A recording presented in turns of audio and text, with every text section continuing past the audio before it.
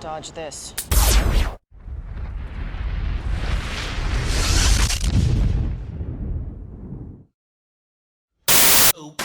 Good morning, good afternoon, good evening. Welcome back, everyone. It's that time of week again.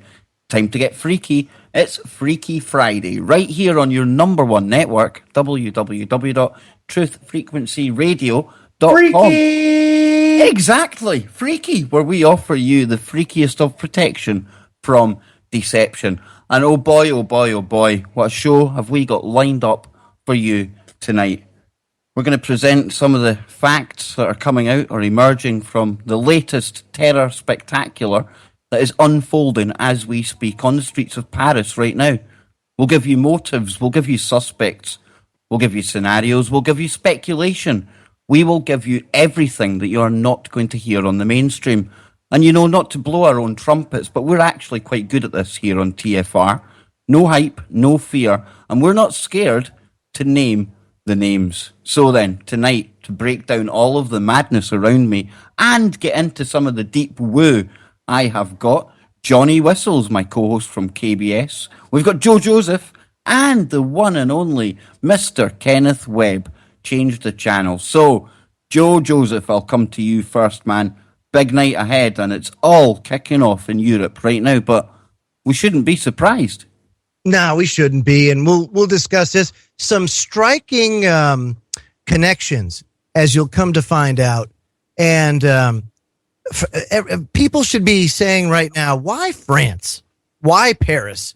We'll get into that because if you do the research, and it doesn't take a lot, you're going to see some very interesting connections that put it all together, and you're like, oh, wow. So this has been orchestrated from the get-go, and we'll certainly get into that tonight. We'll also get into it with our friend Popeye from Down the Rabbit Hole. He'll also be joining us in and around the 7:30 Eastern. So you're going to want to make sure you stay tuned tonight. There's going to be a lot of stuff, both with the news and then also when we go full woo. That's right. Exactly. So, and you know, awesome. Along the way tonight, I think it's important that myself, Joe, Ken, and Johnny try to break up the actual terminology. Try and explain what a false flag is as opposed to something that's allowed to happen, something that's engineered. We've got to look at what's going to happen on the back of this as well, guys, because this is not going to go away anytime quickly. But there's another two Woo Crew members here tonight. And I'll come to you first, Johnny Whistles. We watched this story breaking earlier on. There was 2 reported dead at the time, Johnny. Various reports now, some say 40, some say 60 lives have been lost. And at the time when it was breaking, maybe it's the fact that we're that immune to news stories now, we didn't really make too much of a big deal about it, did we? No, Kev, right at the start of this, when I had said to you, and I probably looked stupid at the time as well, when I said, Kev, a shooting, 2 dead, you know what I mean? What's the difference between this shooting in France and any other shooting in France? And it's just gone absolutely bonkers since then because God knows how many's dead now. This is absolutely crazy, but we're going to have a look and see just actually what has happened here, Kev. Exactly. And the first thing that struck me tonight was the fact that all the news channels, despite it only being reports of 2 shot dead at the time, they had all gone to this story. And let me come now to our last panel member for this first section, Mr. Kenneth Webb. And when I see all the news flipping onto the same story, Ken, that's the first red flag that something is afoot. Absolutely. You know, it's all problem, action, solution stuff, you know, regardless of whether it was an actual false flag. But, you know, like you were talking about, and I think it's something really good to go over, is real definitions of a false flag. You can have a false flag when somebody else does something that perhaps you didn't plan for, you didn't know, but you take advantage of, like the first documented supposed false flag that I could ever find was on Nero and burning down Rome, you know, regardless of whether he actually set the fire to and use the Christians to, you know, to persecute them, whatever it was to build, you know, the new Rome and everything, you know, regardless of whatever it was, that was, I think personally, and other people do agree that that was the first false flag that we can find in history, you know. And it doesn't matter whether it's a situation that another group took out and did, but then, you know, they had a plan on the shelf or they just made it up as they go along. The powers that be, you know, uh, went on to use that for their means. It's the same thing with this right here, you know, regardless of whether it was, you know, I mean, we looking at, you know, the World Trade Center first bomb and everything. I mean, the FBI promoted that, they pushed that, and, you know, instead of using the fake explosives, they use real explosives. I mean, so there's really no telling, you know, with the situation. But I do think it's important that people really understand what a false flag can be, because it can be, you know, more than what the average person thinks it is. Absolutely. And we're trying to actually bring Popeye on now. So he's ready to go. So he'll be on in just a couple of minutes. I want to highlight a couple of things. And this is some things that Kev actually brought to light. And I found intriguing because I forgot about this when this story broke. But France is the country that's supposed to put forward the resolution to recognize Palestinian statehood. I don't think a lot of people have made that connection. And if you have, great. I mean, that's awesome because you're really, you know, you're plugged in. But then all of a sudden, you get Muslims attacking France. The country that's got Palestine's back is getting attacked by Muslims.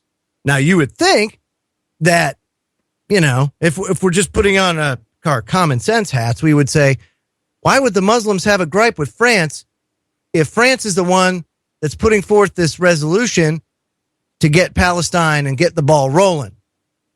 I think that is a clear sign that this is not what they're selling it as. That this is a shot across the bow by Mossad and by the powers that shouldn't be, because you know they're working in tandem to say, don't you even think about it. That's definitely, I think, very feasible and very plausible right now. What's your thoughts? Whistles, go ahead and chime in. Yes, Whistles, anytime now. That would Must be muted up. You just want. All right, let's go to Kev Baker. Come on. Well, I'm just back from grabbing a coffee there, Joe. So what were you asking, Whistles? Okay. Well, here's the thing, dude. Making the Palestinian resolution connection to France, right? Yes. Okay, so showing that, and then also, you know, why would Muslims then go and attack the country that's putting forward a resolution recognizing Palestinian statehood? It doesn't make any sense. That's a huge red flag. That should be like, you know, to anybody that's paying attention, wow, here's your smoking gun to say it's not the way they're saying it is, that there's some other power or some other, government or clandestine operative or operatives involved here, don't you say? Well, we have to keep an open mind on everything, but we have to look back at the Charlie Hebdo attacks the first time round. And bear in mind that this is a similar region of Paris that we're dealing with tonight. Now, at the time, we all pointed to the fact that France were the champion of the Palestinian cause. And that was most likely the reason, if Mossad or one of these other security agencies had carried it out, that would have been the excuse, to maybe put some kind of pressure on France.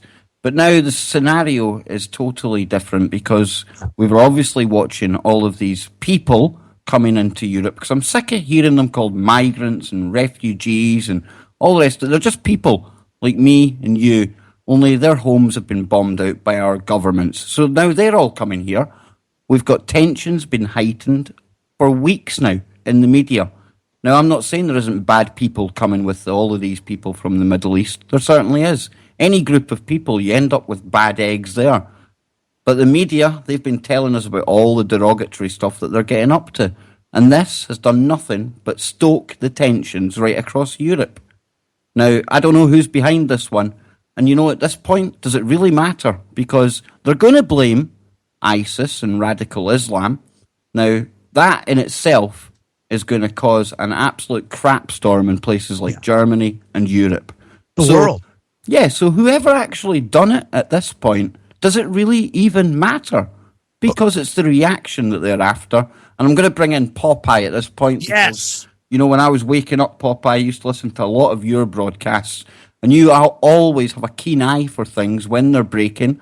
And I'd like to get your take, as would everyone else here, your initial thoughts on what's going down in Paris, man. All right. Well, first of all, hello, gentlemen. It's good to be back with all of you. So there's that. And sorry We love you all the time, too. sorry that we have to have a conversation about such a horrible event happening. But, you know, my normal rule is 72 hours. I usually say, don't try to start saying things are shady or this or that. You're like, give it 72 hours, collect all the intel you can, and then make a comment on it. But there are the rare occasion where my red flags go flying off of the flagpole. Yeah, Yes. kind of hard. And the Boston Marathon bombing was one such event. Charlie Hebdo was one such event. And this is one such event. Now, Joe, you remember when we were talking about Charlie Hebdo, we were talking about, there was the video footage of the guys that got out of the car and they were slicing the pie. I've been trying to see if there's any video footage of the said assailants from this attack. No, they realized the mistake they made, and I think they closed that hole, if you will. Oh, so we wouldn't be able to tell that they were using American infantry techniques? You remember also, remember also popping those guys on the street, and where's the blood? Here you are at point blank range with a AK-47. That round is going to make one's head explode. You know, and the wound pocket created by that is immense. If you don't know what I'm talking about, Google wound pocket. You'll understand what happens when a bullet goes through your body. It just doesn't make this nice little, hole and like a little tunnel in the shape of the bullet. It makes a huge hole and a mess all throughout the body. So where was all of that as well? Exactly. Here goes some breaking news, guys. They say they have at least one person reportedly in custody. So we'll get to see who this cat is. Don't worry. He won't make it to the jail. No, escape. Some Jack Ruby type figure will come out and shoot him in the name of the French. It's again, I don't know about you guys, but the stark red flag for me, and Kev pointed this out, was, why are all these Muslims attacking France? And then I thought about this too, Popeye. You remember the effect that happened after, wasn't it after I don't know if it was before 9/11, but it was in the 90s. I remember it being prevalent. The anti-France thing in America, right? Remember when we can't call them French fries anymore. We got to call them freedom fries. That was actually that was after 9/11. Yeah, that was when. Was it after 9/11? Yeah, that was when they dumped all the wine, dumped all the French wine out. That's right. Okay, yeah, right. Because they wouldn't support it. Right? They were like out against it, and everybody said, "Oh yeah, the French, they're cowards," and all this kind of stuff. So that's the other thing that is an unfortunate fallout from events like this. I think you're going to end up seeing a lot of anti-French sentiment being stoked in certain areas, whereas, and when I say that, I mean more along the lines in how this is going to be presented. I think somehow France is going to be demonized on top of already being attacked because, again, this is all about the powers that shouldn't be. I think sending a message to France saying, you might want to think twice before you put forward this Palestinian resolution. Well, I'm willing to bet connected to the Gladio network.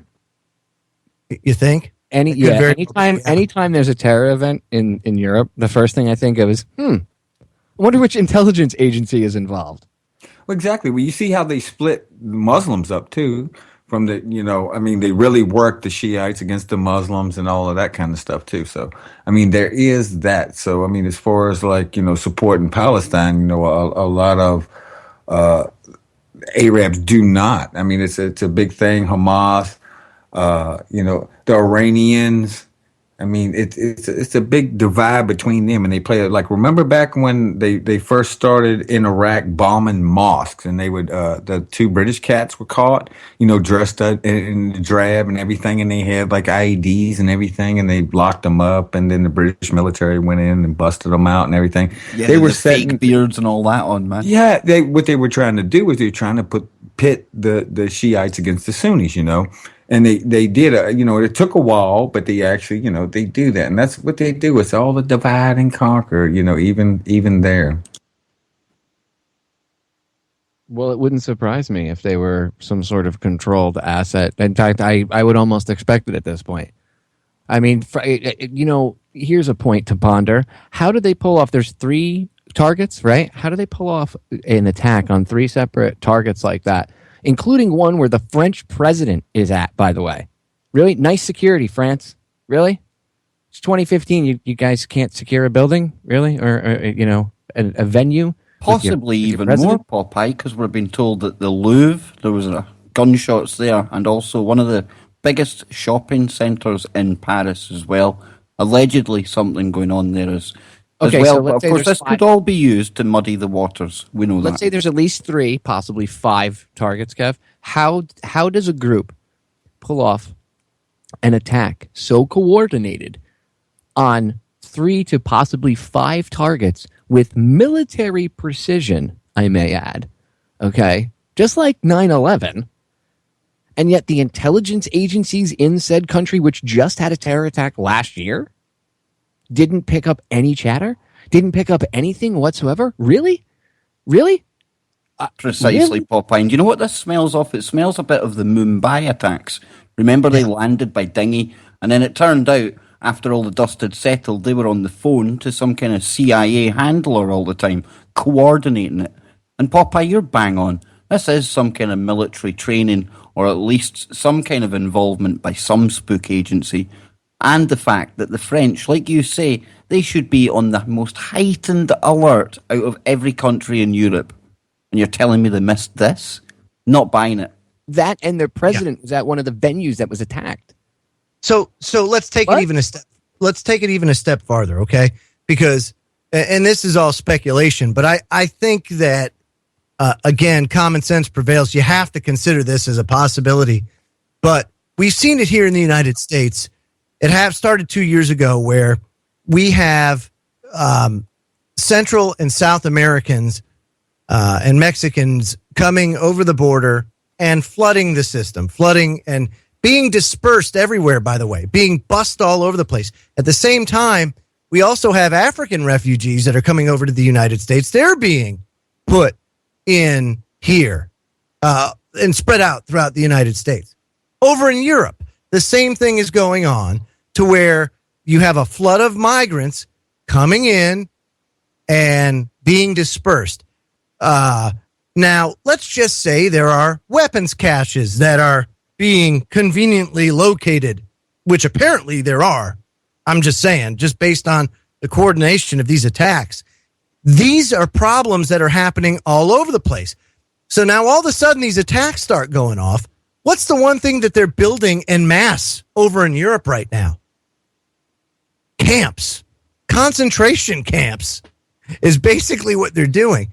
Dude, I mean, this is like the World War II playbook all over again. It really is, but right now I need to bring people up to date with what's happening, because we opened the show and we said we weren't too sure about what had happened at the concert hall. Now, there was a rock concert on, 100 people attending it, and unfortunately the news coming out right now is that those 100 people have lost their lives. Yeah, now, Ed Garza in the chat room just said something very interesting. He said, that yet they leave the camps. They leave from the camps because they're not happy. But imagine now, right? Now they lock them down. Now you can't leave. And then what if this starts to spread to where, let's just say hypothetically, there's an attack that happens now in the United States to kind of push this out. And they start rounding them up here. Now you've got the Arab world pissed. Well, they go and they attack Israel. And then we respond in kind by treaty and the whole thing goes up in smoke. I think they're trying to foment a ton of chaos here. What is the reason for the chaos? What do you think, Popeye? Out of chaos comes their order. Isn't that their little motto? Order out of chaos. They Yes. create the chaos, and then they go, oh, by the way, look, we just so happen to have a magical plan that fits everything. Let me ask you this. Yeah. I know the president, our president, Obama, I know he's got speech writers and all this crap, but how fast can a president put out a rather long-winded speech about a terror attack? How fast do you think those things are pumped out? Or do you think maybe that thing was sitting on a desk in a drawer waiting for something like this to happen? I'm just saying. I'm just thinking, I think it was been sitting there. It was all prepared and everything else, so he could just pop it out. I mean, that's just my opinion. I don't know for 100%, but that's what I would gather. And you guys noticed that last week Al Qaeda came out with a message out there talking about attacks too, but it came in on the audio tape. I mean, ISIS is coming out in a big way because they're funded, and I mean, it's meant to invoke fear and put it out there in the world. So the governments of the world can do whatever necessary to, crack down on the people, basically, or whatever group of people that they want to. But it just seems to me, like y'all were talking about the coordinated attacks, it just always seems like, wow, okay, this was very coordinated, militarily coordinated here. And, I mean, what did we get after 9/11? We got the underwear bomb, a pop, fizzle, and all these cats drove a truck or something or with some propane tanks on it that ended up burning the guy driving. All of these things, that is what I would see as terrorist attacks from, the people who don't have the resources to go out and do it or. Yeah. And then there was silence. I think Johnny Whistles was wanting in there, guys. It was a strangelet. Yeah, go ahead, Johnny. Yeah, it was just that I was saying earlier on that one of our listeners, Marie Jensen, she'd spotted a post that was put up in January. Flag. Spider sense is going off. Are you back, Ken? No, go ahead, Whistles. Continue. Ken, Yeah. we lost connection with you for a bit, so we'll go back to you in a sec. Go ahead, Whistles. Yeah, it was just that she'd spotted a post that was put up in January telling the exact date of a huge false flag event in Paris by the football stadium on Friday the 13th. Now, when I asked her to go and get the link and send it to me, she went and they'd taken it down. Which was And I wonder why they would have done quick. that. Pretty quick. Greg, I didn't even think about it Friday the 13th, and it is Friday the 13th. Again, now you got the numerology, huh, Ken? I mean, that's what it's all Ken's about. about 5 seconds behind us at least, guys. I think there's a bit of a lag there. But Popeye, you were wanting to chip in there, man. Well, I was going to mention that it's Friday the 13th, but also that it's Friday itself. Doesn't anybody find it odd how all of these events always happen on a Friday? Wait a minute. And they're 5 hours ahead? Shabbat shalom. Well, yeah, but the reason it happens on a Friday is because the news cycle is slow. It's Right. no one pays it, no matter what country. The news cycles are all controlled and the same. And it's just like when there's an event here in the United States, it always seems to happen on a Friday in the afternoon. Yeah. But again, and also this is kind of interesting. It's a Muslim attack that's happening on the Hebrew Sabbath. Well, it's the Muslim Sabbath too. I mean, Sabbath is as far as the seventh day of the week has always been, as far as the Muslim faith is concerned. Hebrew, all that is from Friday sundown to Saturday sundown. It's just, again, this is just. It blows my mind, all of these little connections here that just point out to you that there's problems here, Kev. There's definitely problems here. There's shenanigans at work, no doubt. All the stuff we're laying out points to the fact that at the very least there was some kind of prior knowledge and a stand down. So that alone in itself is bad enough, right? But and how many innocent people have to die, right? This is exactly what I was going into. Good call, Joe, because I was just about to say, for every time that we mention that this is orchestrated, it's a false flag, there might be crisis actors here or there, don't let that take away from the fact that there's 99% possibility that real people lost their lives in this. And a lot of people lose sight of that because it just gets banded into the fake category or the real category. But there's a blending, there's a merger, and that's what's so confusing in these things.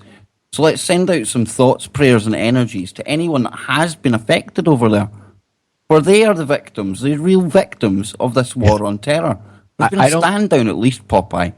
I don't think it's most of these events. Look, when I say fake stuff, I don't subscribe to the use of crisis actors constantly. Maybe here or there, but when I say fake, I mean they would actually pull off a terror event. You actually need real people to be hurt and killed and maimed in order to scare people and horrify people. Yeah, I just mean that it's a controlled event. It's not something. Yeah. They use like the crisis actors to amplify it.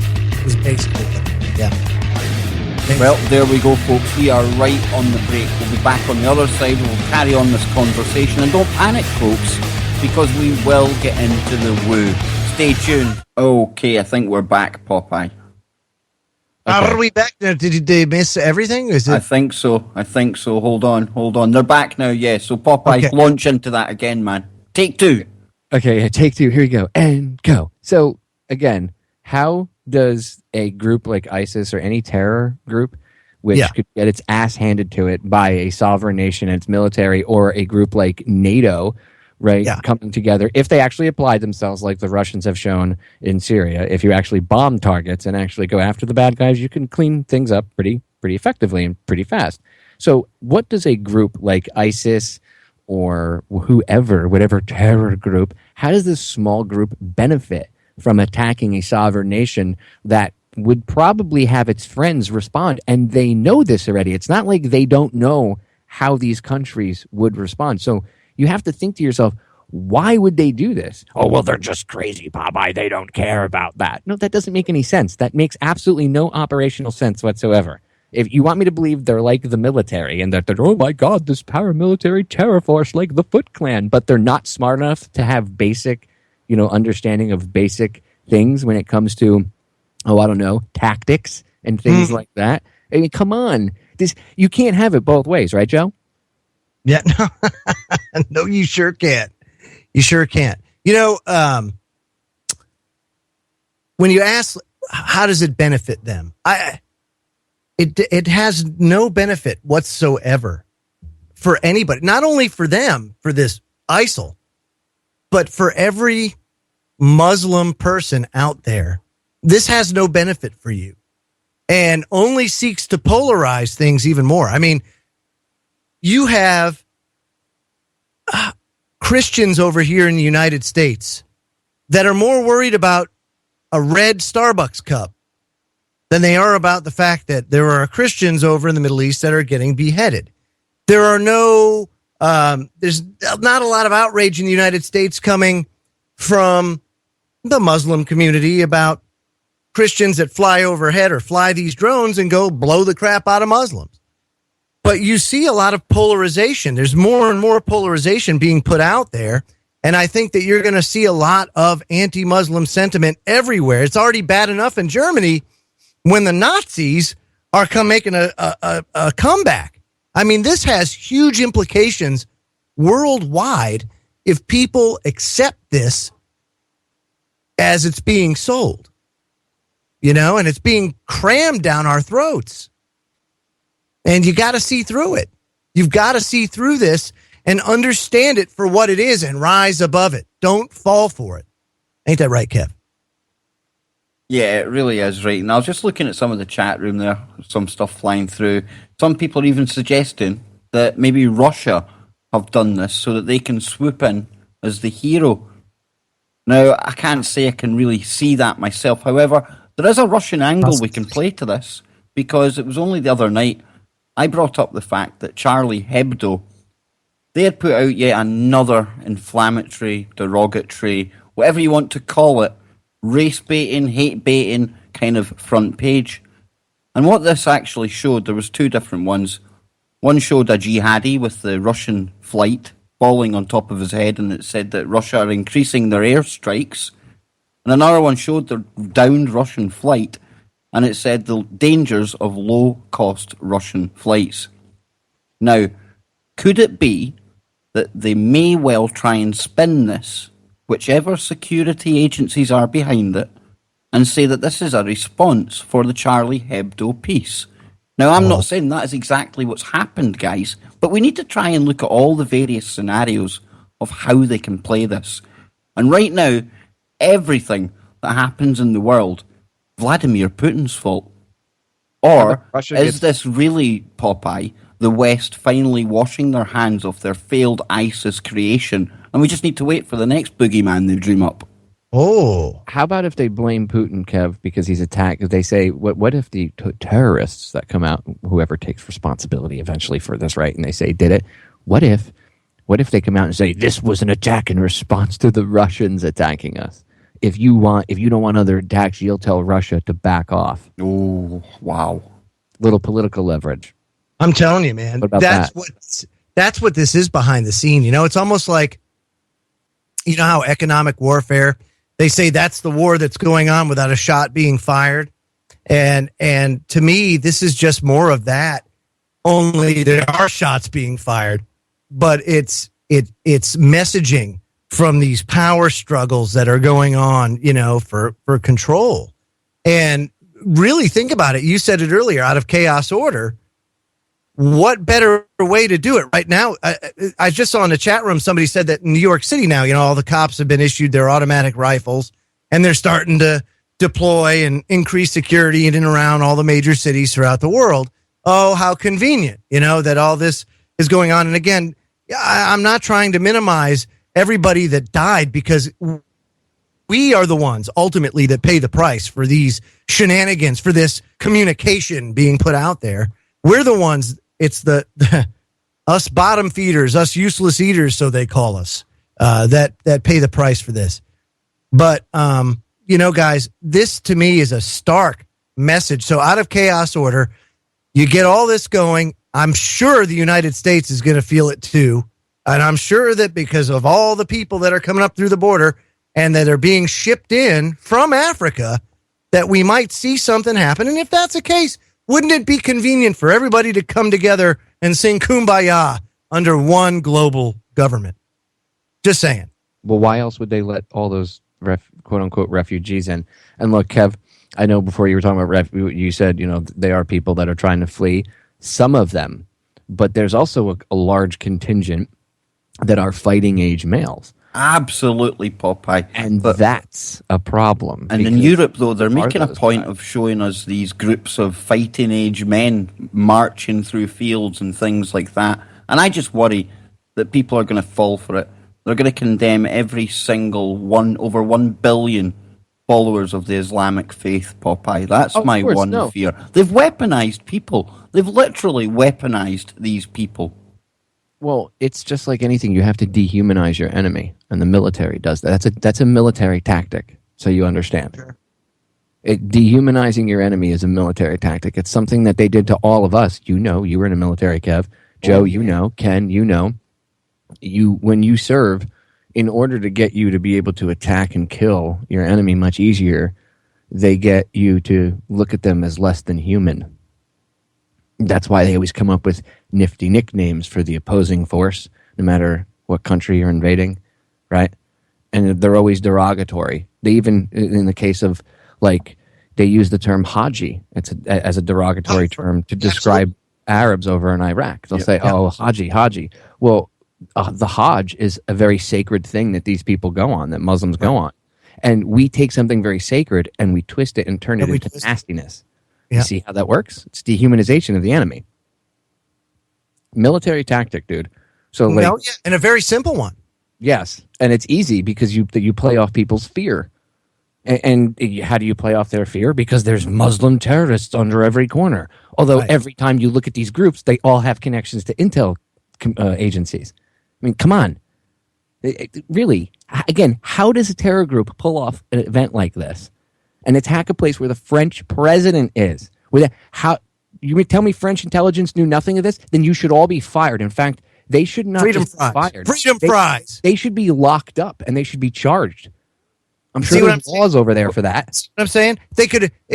They fail miserably. You see, Kev, is that they should have known. Oh, there was major failures. Baloney. They knew. Just like 3 rings of defense just simultaneously didn't work around the Pentagon. Are you serious? Well, right now, guys, I'm actually just waiting here, bated breath, for the high production site media video release, which is inevitably going to come from Rita Katz and that intelligence organization. And you can guarantee that one group or another will be claiming responsibility for this, and they'll be saying it is in revenge for the attack on Jihadi John. Because we lost Jihadi John through the night, remember? That mythical Anunnaki beheader that was on all the green screen videos? He died in an airstrike, allegedly, if he even existed. So I reckon that when ISIS do come out and say they've done this, that will be the reason given. You and I are on the same wavelength because I said that earlier. Like, for real. You and I are literally on the same... Popeye, see the photo that we see for this guy? I was thinking about it earlier on. We don't even know if that guy is still alive. He could very well have been identified by MI5, MI6, going to Turkey, crossing into Syria, dying on day one. What a convenient legend to give your unicorn the mythological Jihadi John. Well, Kev, he probably went out to take a smoke break and a leak one night, and they sent somebody out and they cut his throat and they buried him in a shallow grave out in the friggin' desert somewhere. Exactly. I mean, look what they've done with the guy from Fast and Furious. It's not as if they couldn't use some CGI to cut off the next couple of heads that didn't come off. Oh, Jihadi John. Yeah. I know. No, you're right. I had the same thought earlier. Like, oh, they just killed Jihadi John. You taught me well, Popeye. Yeah.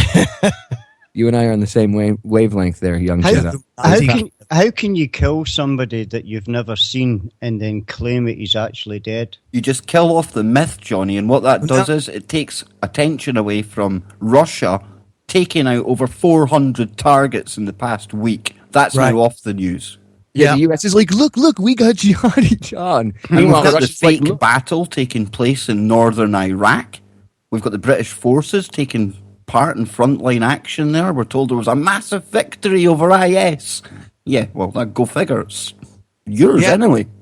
Well, and now this France thing takes the focus off of Syria. So now everybody's going to... So here's Russia coming in and cleaning their clocks, and they get everybody to look the other way, So I guess my thing is, what's going on in Syria while all this is going on? Russia cleaning house. They're taking out the Foot Clan. That's what I'm saying. Like but look at America. Look at the other way they do it too. Like you said when you were saying, Kev, that look, we got Jihadi John. Like, really? Why don't you compare that to what the Russians did? He was vaporized. Hey, he was vaporized. So they said. And Johnny brings up a good point. How do you know you got him? Like, no, he was vaporized. How do you we don't hit more than like a pickup truck. We find Toyota pickup trucks. And by the way, who the hell is selling all these Toyota pickup trucks to them? Saudi Arabia. It was a banner year for like Morris, Toyota, Nissan in Jersey. Look at it this way: a lot of them probably don't realize. A lot of these terrorists don't realize. But you got to figure if Toyota is over in Japan, I'm sure some of the materials they're using are irradiated, right? So some of those pickup trucks are probably irradiated. So maybe at least there's that. But seriously, like, who's buying all those pickup trucks? Saudi Arabia. Right, Popeye, you've mentioned Saudi Arabia. Perfect, because I was checking into any ties between them and France. And this is where it gets a bit weird, a bit confusing, because I was expecting to see some kind of animosity, some kind of argument maybe in the past month, with the Wahhabists in Saudi being the main funders and sponsors of these terrorists, right? But get this, because France and Saudi Arabia, they've just signed deals worth 10 billion euros. And that was only just last month, guys. Wow. You don't say. What kind of deals, though? Like trade deals? Yeah, the 10 billion deal includes accords, contracts, and letters of intent between the two countries whose economic, political ties have been strengthening in the fields of aerospace and military contracts. Oh, that's what it is. It's a military. So basically, it's military aid So they're buying military equipment from France. It's a fund drive. Yep, that's it. It's that the CIA calls them fund drives. Yeah. I kid you not. There's a good example of this. There's a movie that came out like 1999, I think it was, called The Long Kiss Goodnight with Gina Davis. That was a great movie. She's like an assassin. Samuel L. Jackson, I think, right? Wasn't he in it? Mm-hmm. And she's like an assassin who's got amnesia, and she starts remembering things. And it turns out that the CIA is working with this terrorist that she was, hunting down when she was this assassin years before. And they're going to stage a terror attack in order to get funding. And they're going to take like a gasoline tanker or whatever. And I think in the tanker they had like some sort of, I think it was a bio weapon or something. And they were going to blow it up on a bridge and release it and kill a bunch of people in the area and then use it to, get funding. And they literally take a dead Muslim dude. They literally go, oh, we got an Arab guy on ice. And they go and they open up a freezer and they take this, supposed jihadi or whatever, and he's dead. And they just take him out of the freezer and put him in the driver's seat of the truck. And then they're going to detonate it on this bridge. And then there you go. And it's simplified for movies. It's a good movie to watch to understand actually how things work. And this came out before 9/11. Yeah, it was but it was a good movie. And yeah, you're right. As far as illustrating it, it's a pretty good illustration. Simple, but a good illustration of, the links that they go to in order to put out the narrative or the story, like you say. Yeah, it's also the same plot of the Lone Gunman, where they were going to fly the plane into the way. It's the same thing. That thing, the basis of them doing that in that series was a fund drive to get money for the intelligence community and the war machine for more weapons and stuff and surveillance and police state and blah, blah, blah, blah, blah, which is pretty much the reality. It's what happens. So there you go. Long Kiss Goodnight. I think it was 98 or 99. Go look it up and watch it. Somebody in the chat room there talking about the witnesses that may come out on the mainstream media. And this is where we could see some of the same actors, players that emerged after the Charlie Hebdo incident, guys. And this is where crisis actors can get used, because then you can control the narrative that's coming out of the witnesses. And it amplifies it even more, because it looks a lot worse than it might have actually been. Not that it's not bad already.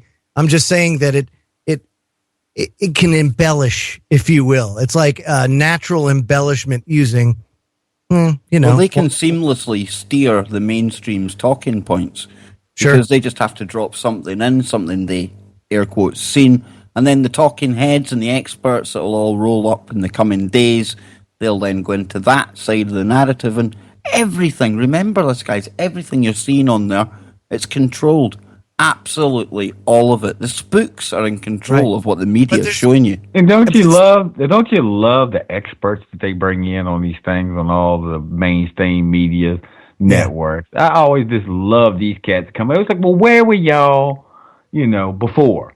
Why didn't y'all experts see this coming? Why didn't you, why didn't they, tighten up, the borders or anything, just anything. But all of a sudden, everybody wants to come out after the fact, and then they're experts. You mean the generals, the retired generals that are usually like members of the Council on Foreign Relations? Tell me they didn't know. Come on.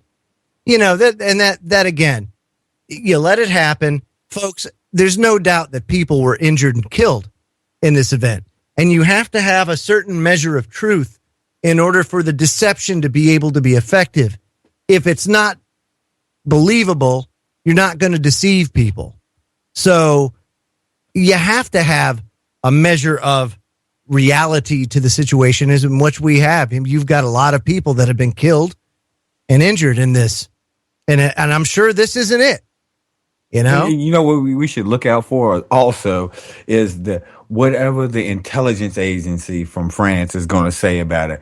Well, they didn't, these certain people, whoever they're going to put on the list or whatever, well, they wasn't on the terrorist watch list, or they were and we stopped watching them. The same old scenario we've heard time and time again about this stuff too, Go ahead, Kev. You got an update? Yeah, I was just saying there that right now the security services, Holland, they're all in, like, the UK calls it a COBRA meeting. It's basically a government emergency meeting. Right. So if anything emerges from that, we'll obviously bring you it. The latest is 118 have died. And guys, before we go out from this segment, I want to get your take on what we might expect to see in the coming days, i.e., how are our governments going to react? What rights could we be set to lose on the back of this? Because when these events go off, they don't just go off and that's it. It's always for a reason. So Popeye, I'll come to you first. Why do you think this has been done and what will we see in the coming days? Well, the first thing I would do is I would look to see how the French itself, the general public, how they felt about the war in Syria and what was going on, and about these, the rush of quote unquote refugees coming in. And like, I know, a large portion, probably like 65-70% of those people are actually genuinely in need of help. But there are people that we're worried about. The other ones that, like we were talking about, there are guys that are fighting age, and you wonder who they would sneak in, right? Who they would rush in. And when I say they, I mean the intelligence communities. But what was the general populace of France and Paris itself? What was their opinion on Syria, a possible Syrian invasion, possible World War III? I mean, everybody's got, there's people that are awake in every country, right? It's not just like Americans that are awake. Every country that has internet access, there are people that are awake and realizing what's going on.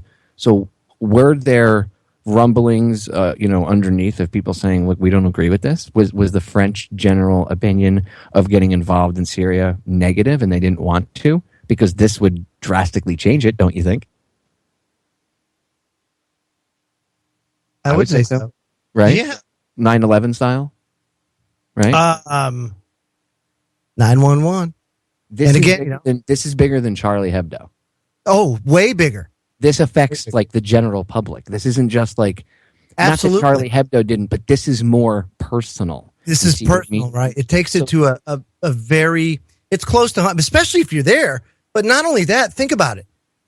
How many people live in population centers? The vast majority, at least here in the United States, do, and everywhere else. Now, it's going to stoke that fear again. Most of those people that are asleep are going to be looking around. And, oh, by the way, boy, that person looks Muslim. And you're going to start, I'm telling you, this has the possibility to steamroll and keep going and gain momentum if the fire keeps being stoked by the mainstream media, which seems to be their MO and seems to be the road that they're going down there, Popeye. Well, again, out of chaos, order. Of course, it's controlled. It's contrived chaos and their version of order. But is their version of order good? I mean, but see, people aren't going to question that. They're going to be in fear mode and they're going to be like, save me. Yeah, any order is good. We'll take it. Please. After 9/11. Okay, Ken, think about this for a second.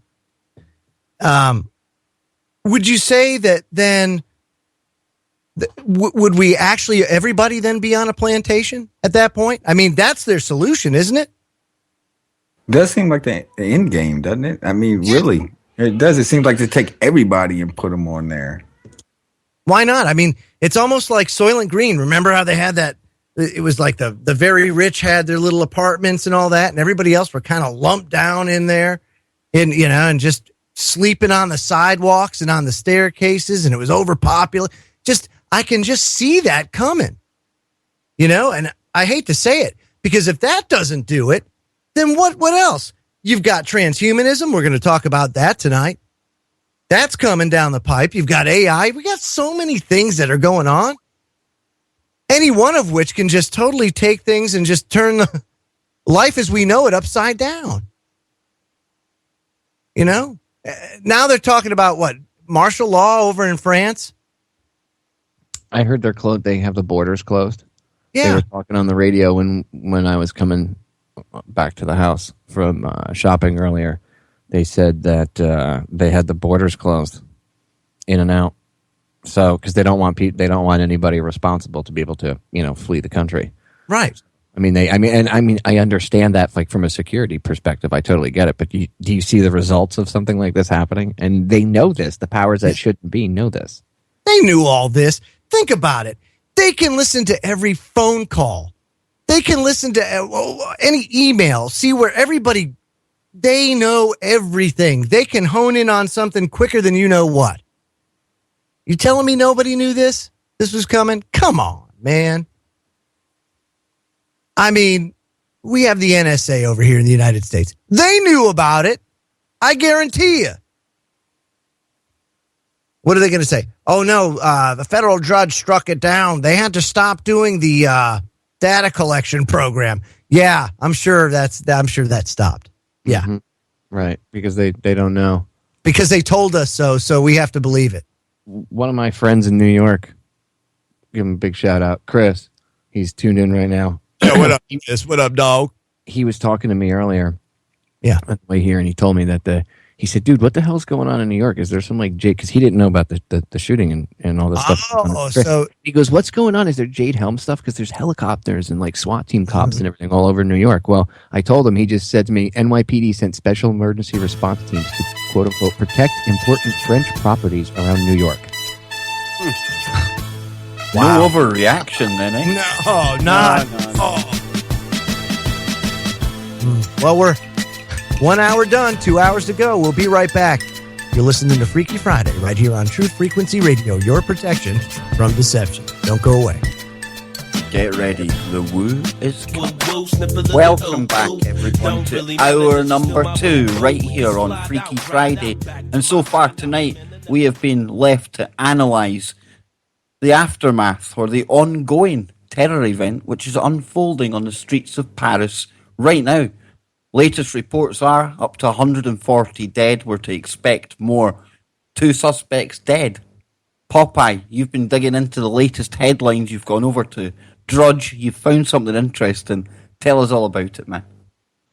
Well, there's a report right from that heavy metal concert. Apparently, that heavy metal concert is where like a large majority of the deaths occurred, and they're not there. I don't know if the shotguns or because remember they were saying they use pump shotguns. I don't know if that was at a different venue or not, but apparently here, according to witnesses, who knows? But they're saying that they were using Kalashnikovs, they were using AKs, and they were fully automatic.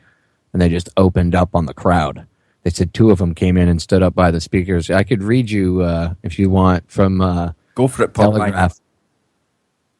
All right. It says, this is from one of the people that was there with his kid at the concert. Quote, it was about 30 minutes into the concert when I saw 2 men firing into the crowd with machine guns. I at first hid behind a speaker. The men were firing wildly into the crowd and even at people lying on the ground. Then I followed some people who were running out through a door to the right of the stage. It led to stairs, but all the doors off the stairs were locked. We were stuck there for about 10 minutes. There were 30 or 40 people there.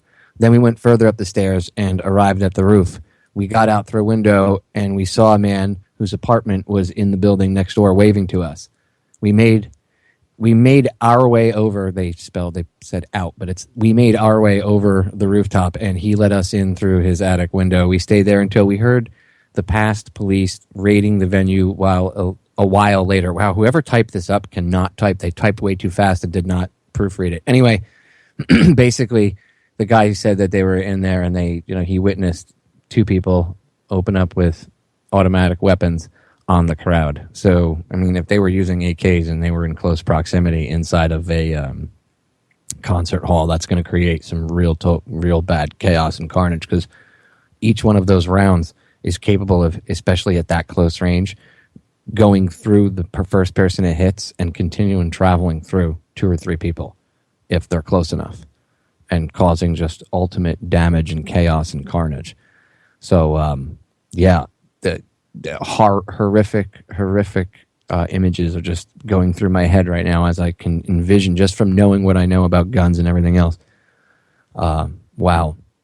So there you have it. Apparently a large portion of the deaths and mayhem was at that concert. Interesting that they picked a heavy metal concert, death metal concert, where the band has like Illuminati type symbolism. Just kind of interesting. Joe, you and the resident Photoshop assassin over here, Scott Lopez, by the way, who has joined us, are both death metal fans. Have you guys ever heard of this group? Either one of you?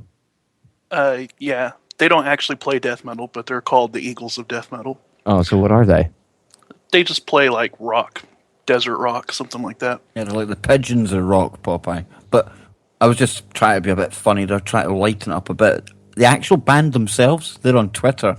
I don't even think they know if all their members are safe yet. Now, I posted a couple of pictures in the chat room, allegedly, of 2 suspects which were detained. Now, whether they were later released or not, I do not know. But this story is unfolding all the time, and we have been joined by Scotty Lopez. Scotty, we spent this first hour going over this. What's your take on what's happening, man? Sorry if you hear a phone ring in the background, but That's all good. It adds to the atmosphere, man. It's like the hot room you're in there. yeah. Well, I got satellite, so I get all the lame stream stuff, and I've been monitoring how they've been covering this, and Fox is really pushing this whole appeal to emotion.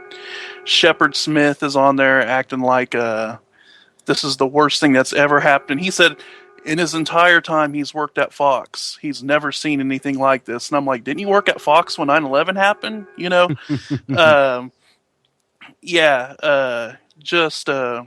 Really, there's something going on here with the media, and you can really see it. And on CNN, you already had one of these little talking heads on there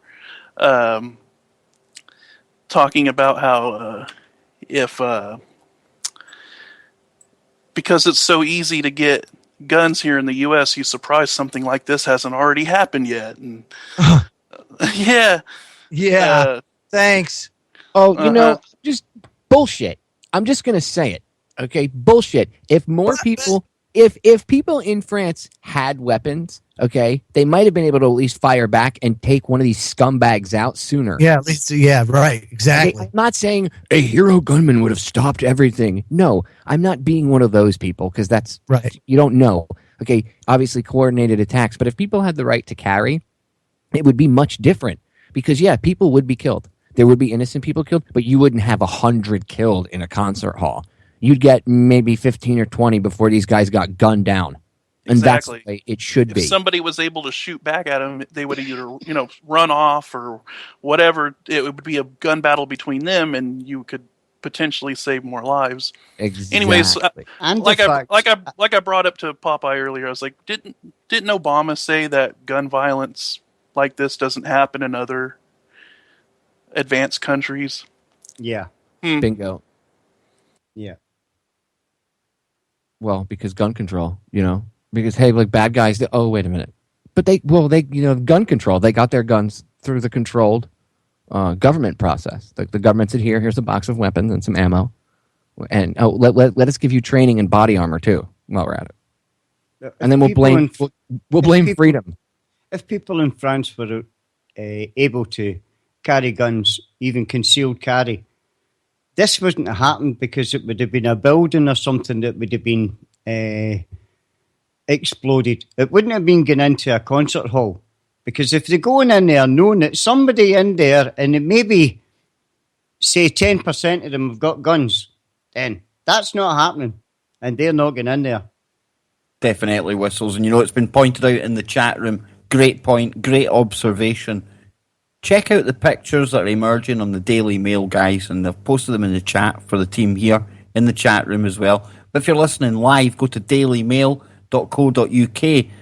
Why are the French police wearing uniforms with the English word police on them? Are they just trying to be like media friendly for everyone around the world?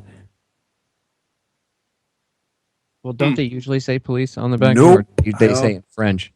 Yeah, it says it in French usually. It says like Yep. Polizei or whatever. Yeah. Interesting.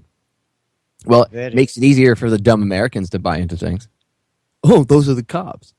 It says police on the back. Because, they would probably see like Policia or whatever it says, and they'd be like, what is that? Well, I'm actually just Google imaging it just now, guys, just to see what's happening here. It's actually very, very common.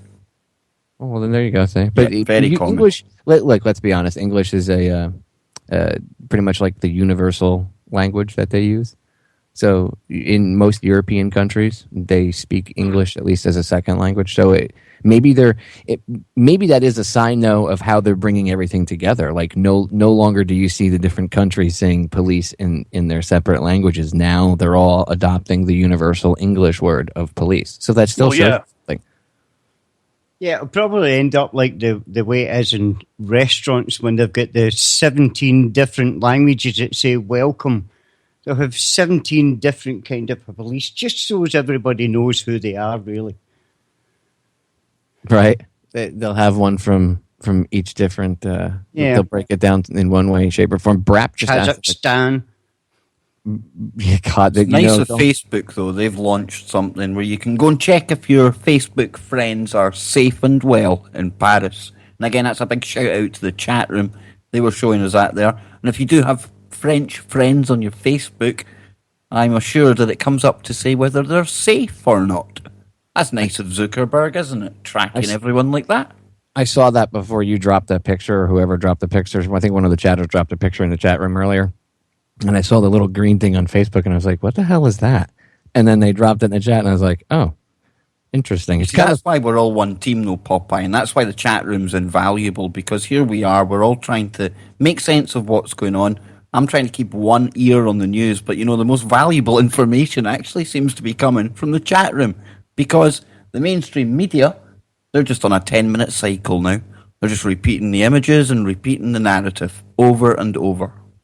Well, that's look, people getting involved, like the chatters and the listeners, that's part of how we all work together to get through this. It's not like tune in and we're going to tell you the truth. It's like tune in and, hey, we're all going to work together live on air and talk about this and discuss this. And Brap brought up a good question in the chat.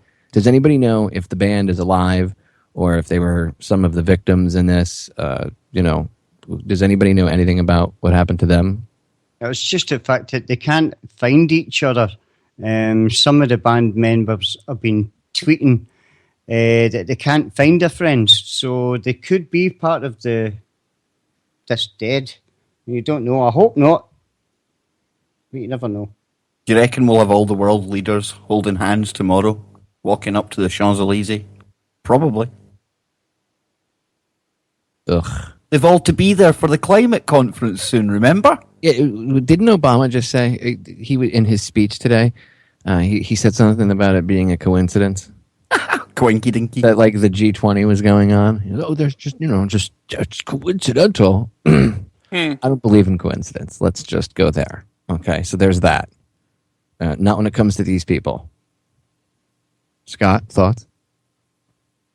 I don't know. All I know is that they're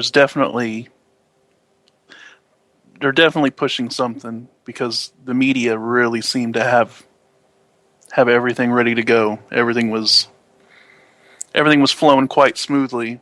It didn't seem like something that caught them off guard. The Fear News Network over on Fox News, they're getting ready for the conservative president, because people keep saying, oh, it'll be a Democrat. I'd be surprised if the powers. Well, all of them had their talking points ready to go. CNN was on it too. Oh yeah, no, but I'm saying like when you were talking about Fox News earlier, they're playing it up so that way the conservative, pro police state candidate that gets in the future. Shepard Smith, he was like, we're now getting reports that they were yelling Allah Akbar and this is for Syria. Yeah, I saw that on Drudge too, but it's like, okay, but can you confirm that, or is that just somebody going, hey, psst, just tell them that you were saying Allah Akbar, because we all know, like, again, the truth, the facts. It's the first 72 hours. The best thing to do would try to pay. I would tell people watch like France 24 is one of the channels, and so I would try to find news, English speaking news that's coming directly out of France if you can, exactly. Or like Germany or anything like directly surrounding France. It's like going to the local news here, because if you go to Fox, it's gonna be contrived bullshit. If you go to CNN, the same thing. MSNBC, it's the same thing. I'm willing to bet, and I haven't even watched the three of them. Have you seen the three of them, Scott? Or at least two of them, like CNN and Fox? Yeah, I've been going back and forth between CNN and Fox. Okay, how close are the talking points? Let me guess. It's almost like somebody handed them each the same piece of paper. Oh yeah, it's it's almost indistinguishable between the two. It's really, but Fox, of course, is more leaning it towards the war on terror. Oh my God, terror, terror, terror. And we've got Sky News and the BBC guys there repeating the same things as well. Ken Webb, Joe, Johnny, any thoughts?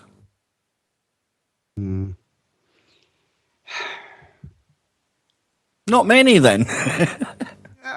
No, it's ton. I'm just catching it as it's coming in. Yeah, I I'm know. watching the live wire as well and catching things coming in. And like we were talking about earlier, I wonder what it's all going to be like, as tomorrow comes and the next day, and, going from, they only said that they had captured one suspect and all of this stuff. Next thing you know, they're going to say, oh, that person didn't exist and how the story's going to change. It's like Papa was saying earlier, what was it, 72 hours? And then get the full ramifications of what the message that is being trying to be sent, and what the each individual powers that shouldn't be are doing it. Each country is going to utilize this. I mean, we're talking about New York. They're all out with their automatic weapons. Everybody's getting all scared. There's anarchy and panic in the streets. Dogs sleeping with cats and all this stuff. And they're going to use that to progress even down to the smallest town and city around the world to do their little individual things. This thing spreads like wildfire.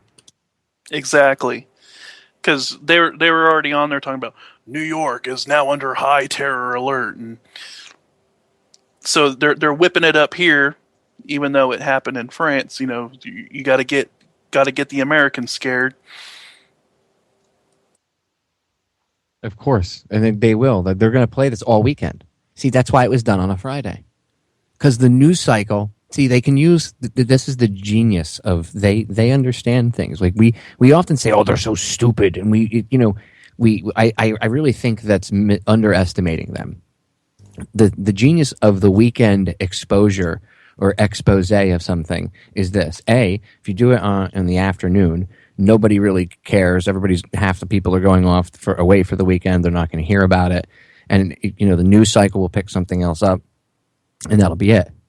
The other side is they've got all weekend to stoke people's fear, because now people are going to be home and they're going to hear all over TV, all over radio, all over everywhere is fear, fear, fear, Al Qaeda, ISIS, fear, fear, fear, death, terrorists under your doorstep, in your closet and in your underwear or drawer. I mean, they might not even have time to concentrate on this, guys, because Lucky, brilliant in the chat room, we're now getting reports on RT.com of one of the refugee camps in Cali being set on fire. Not good. In France? Cali, right at the port, where all the migrants and people are trying to get over to the UK, where they know that the system will throw stuff at them, of course, to overwhelm it. But yeah, like I was saying at the start of the show, there really is high tensions across Europe right now. I don't know how this fire started, but Germany, all those countries towards the east as well, watch for things kicking off on the back of this, guys, and they could really use this to go full steam ahead. I don't know what it means for all of us in the days and weeks to come, but we need to watch what's going on here. Oh yeah, you're definitely going to see a huge backlash against, you're going to see you're going to see Europeans really start flipping out. Has anybody taken responsibility for it yet? I haven't found anything, but I'm just wondering because last week, Al Qaeda came out with an audio tape, and I snickered that because you remember when they put out all of those crappy videos of Osama, you didn't know which one he was and all of this stuff until it just got so ridiculous. They just Al Qaeda started putting out audio tapes, and they came out with one the other week. And I'm just wondering, are they going to, give it to them? Are they going to give the win, to who is it going to be? I mean, I wonder who's going to step up and claim responsibility. Take it for what it is, because it is Fox. But they said that one of the guys yelled that they were trained, they were ISIS. He said that one of the guys said, we're we're ISIS operatives. Did they say Convenient. ISIS, ISIL, or whatever they rebels? They would or call what they- themselves Daesh, would they not? Yeah, you would he think. said we were sent by ISIS. You know, like, Yeah, but they like don't- he was announcing it to everybody before he killed him or whatever. know. And then Throughout Europe, though, they don't call themselves that. Well, that's Yeah. like our nickname for them, our media and our government's nickname for them. Yeah, and then of course Fox said that pro-ISIS Twitter accounts and ISIS websites were celebrating the attacks. So that's what they're putting out right now. It wouldn't even surprise me if they try and blame Bin Laden from the watery grave. But, yeah, he's doing it through ESP. Can we rewind? You said they released an audio tape On the as in, audio like, tape. as in Last like week, a real like audio tape, like when we were yes, kids. Like, calling for attacks on the Audio- West. And I was in there and I saw that. I was like, no, they didn't. It was really small thing. You didn't get much play. And I was just like, no, they didn't. They came out now. ISIL, whatever they call themselves. They coming out with the big production stuff. And then, here come old Al Qaeda back out with that old flimsy audio tape once again, calling for the attacks on the West. I had to laugh. I was like, So, right, wait, yep. do you like audio tape, like as in like pencil sticking into the tape because you got to tighten up. Yeah, like whipping it out of their boombox, and All right, That's what they were doing. That's what they were doing before. Remember, they came out with all of that stuff. All of those fake Bin Laden videos that you're like, that's not Bin Laden. He don't look nothing like him. And then they got so bad that people were calling them out. They came out with just audio tapes the entire time. This well-financed thing that we're supposed to, we spend, billions of dollars on to defend ourselves from and go and fight overseas and all this stuff. And they come out with the audio tapes, and then I got ISIS come out. I mean, they got green screens, they got the lighting and everything, all the whole production, and then Al Qaeda last week comes out with the audio tape. MP3s. They supposedly have like hackers, and we found this on a USB drive. Suddenly they went from, okay, it's more efficient to use a thumb drive we could stick in our pocket and a small laptop that we could actually probably conceal in a small backpack and take with us even if we were on a battlefield. No, let's get rid of that and get a bulky tape recorder or a boom box and a microphone with a cable on it and go back to the 1980s. What? And inspire people to carry out attacks. I'm like, you was way behind. It just like the intelligence agencies. It's almost like there is no intelligence in the. How do you spread an audio tape like that? What are people like bootlegging it? Dude, that's what I'm saying. See, how long would it take to get your friggin' message out? For real. So you got to wait for somebody to take it and put it into digital format. Stand on the corner and hand them out. Everybody come by here, a little tape. And who's supplying them with all the audio tape? And how long does it take to produce all these audio tapes as opposed to just copying something onto a thumb drive and then streaming it? Bullshit. Sorry, I just. Yo, dog, check out my new Al Qaeda mixtape. Slap it in their hand. My Al Qaeda mixtape meme, Scott. They might roll out those Anunnaki ISIS. Remember those guys on the beach? They might take responsibility for it. They're the ones that carry. They're the ones that carry the boom boxes because they're huge. Yeah. Or maybe they just all those the guys' neon suits were all midgets. Well, this is a good point, Johnny. But if you're new listening to TFR and Freaky Friday tonight, welcome. And it is okay to have a bit of humour around these events. It's gallows humour. It's in no way meant as insensitive to anyone affected by anything that's happened tonight. It's just important to note that because that's the way we roll here on TFR. We are different, ain't we, Popeye?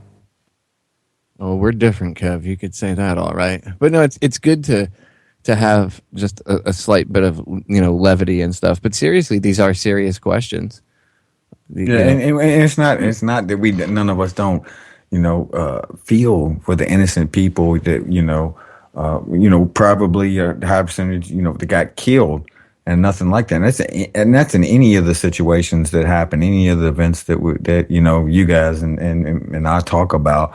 It's not that we laugh that off or anything, but it's the ridiculousness of a lot of these things that they present to us, which exactly it's so ridiculous, the propaganda they put out. I mean, it's oh my god. Yeah. Joe? So with that said, it being Friday the 13th and numerology involved, yeah, I think it'd probably be a good idea to get to some woo, as it is Freaky Friday, you know. Definitely, and we've still got half of the show to go. And don't worry, folks, because if anything else does break and it's worth talking about, we will bring it to you. Because I know none of you out there are watching the mainstream right now anyway. So we will be your protection from that deception. I'll keep one eye on it, and we'll go into the deep woo on the other side, guys. Can't wait. Yeah, absolutely. I mean, this is something for sure. And don't forget also at 10 p.m. Eastern, 7 p.m. Pacific, the Geos take to the airwaves. So make sure you stay tuned for that. Friday the 13th. It's got a history in and of itself, you guys. Definitely, You know? and I've got a quick clip when we come back from the break. We'll lay out some of these superstitions, or maybe not, that are attached to the date of Friday the 13th. And there's a word that we all need to try and get our heads around, folks. We'll bring that to you after the break. There's only about 26 letters in it. But Joe tried pronouncing it, and he sounded like a Wookiee. So this should be quite amusing. Is that the one? Is the fear of Friday the 13th? Yeah, man. The There's fear another- Yeah, I was going to say. Wait, there's It's another one called- that's equally as like What's it called? troubling to pronounce. Paraskevidecatriaphobia. Okay, yeah, we'll try that. Yeah, say that 5 times. Now that's the fast. fear of it. There's one that if you embrace the number 13, like if you think it's a lucky number, there's one for that as well. And I don't remember what the hell that one is, but it's equally as long and hard to pronounce. I find numbers fascinating because whether It's estimated 17 to 21 million people suffer from the fear. It is not the fear of the number 13. It's actually very lucky. It's a very good number. I have it tattooed on my body in multiple spots. Do you? Yes, I don't care. It's Disclose. 13 is an unlucky number. Is it, so where does number 13 lie? None of your beeswax, Mr. Joe. I just wanted to see if perhaps, it's kind of like, I bet you have your name tattooed on. No. That joke. No, he couldn't get it there, Joe, because there was too many numbers. That's right. They say that there's been a long-standing myth that if 13 people dying together, one will die within a year. Wow, that's interesting. So when we come back, we'll have a clip from Kev and we'll talk about the origins of Friday the 13th superstitions when Freaky Friday returns right here on Truth Frequency Radio, truthfrequencyradio.com. Your protection from deception. Don't go away. Welcome back, everyone, to part 2 of tonight's Freaky Friday, right here on your number one network, www.truthfrequencyradio.com. I want to thank all the listeners tonight for tuning in and for keeping it TFR. Now then, we spent the first half of the show trying to decode all of the information which is coming out from France. Now, we've spent an hour and a half on that. We've given you suspects, motives, scenarios, opinions, speculation. And what we'll do is, as the next half of the show progresses, if any new information comes to light, we can go back to that as need be. So, sit back, stay tuned, and let's get into the Freaky Friday good stuff, into the woo. And it is Friday the 13th today. So I think a good way to start this off, Joe, would be to play a little clip behind some of the myths and some of the facts behind why Friday the 13th has got such a bad rap. Listen to this. Hey everybody, I'm Kristen from Stuff Mom Never Told You, here to tell you why Friday the 13th is considered unlucky. Because in North America and Europe, a significant proportion of the population behaves very strangely on Friday the 13th. Some people won't fly in airplanes, host parties, apply for jobs, get married, or even start new projects. In fact, in the United States, roughly 8% of the population is afraid of Friday the 13th, which is a condition known as, say it with me, paraskevidecatriaphobia. That's right. It is actually a combination of two separate fears. We have fear of the number 13, called triskaidekaphobia, and fear of Fridays, which is funny because, everybody's always working for the weekend. Or so I thought. Anyway, the most familiar source of both of these phobias is actually Christian theology.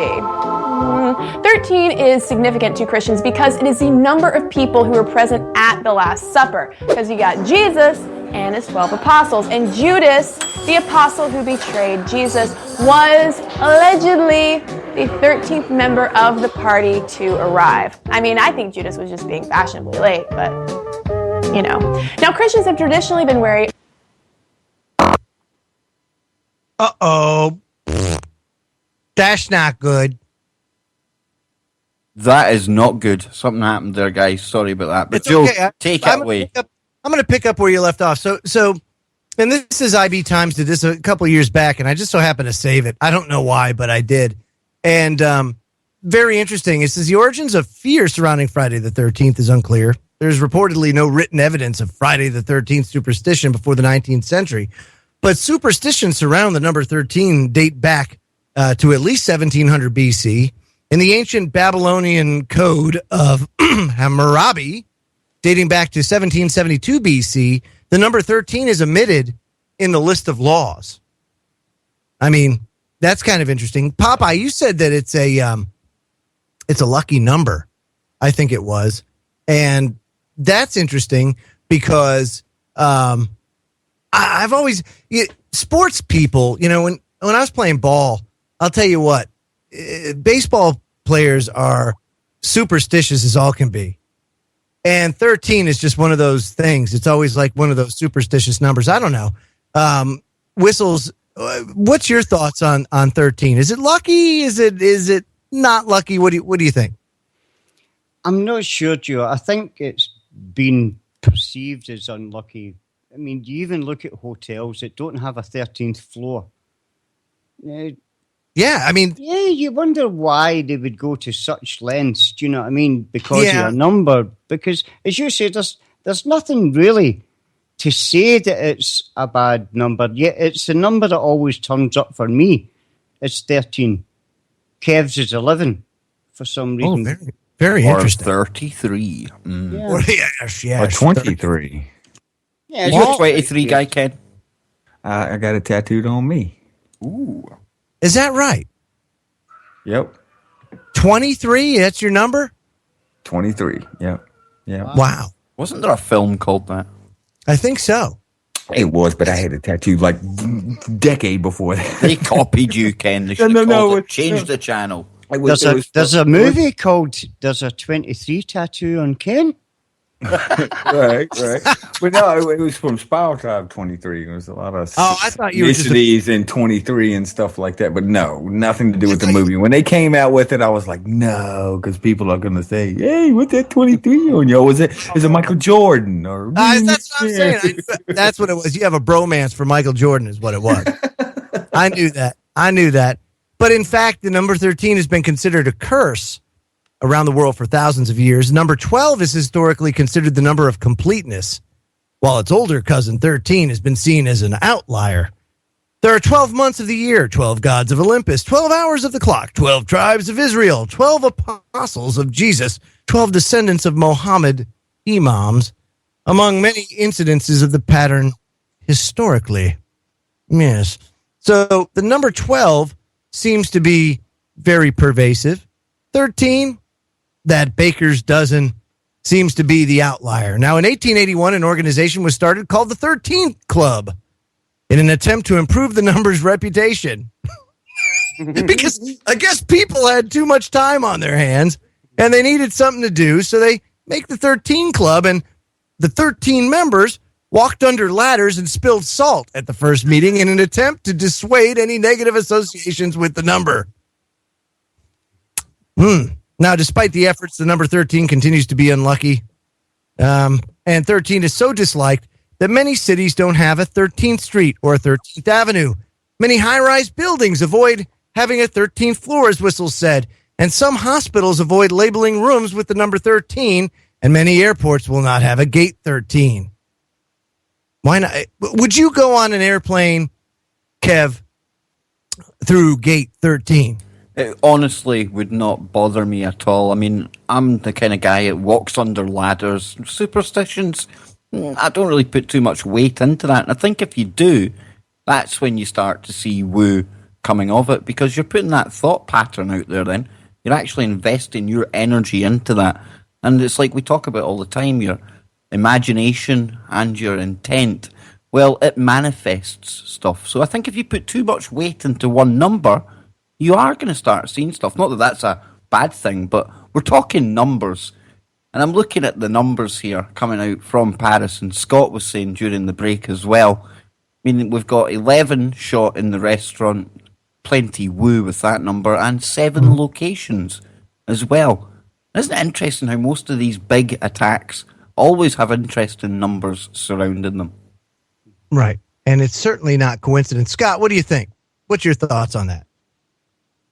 I don't know. You know how we always talk about how the powers that shouldn't be like to pull things off on certain numbers, and Sure. they try to get certain numbers out of things and whatever. So I think we gotta look at that too, because you look at the numbers like the 7/7 bombings, and Absolutely. I mean, even today, I mean, it is Friday the 13th. mm-hmm. It's a symbolic day. Yeah. So you're right. I mean, they like to capitalize on that. Now, as far as like the 7 dead here or 7 locations, 11 people dead, would just see, that's one of those things where I don't think they actually plan it that way, but the numbers tell a message.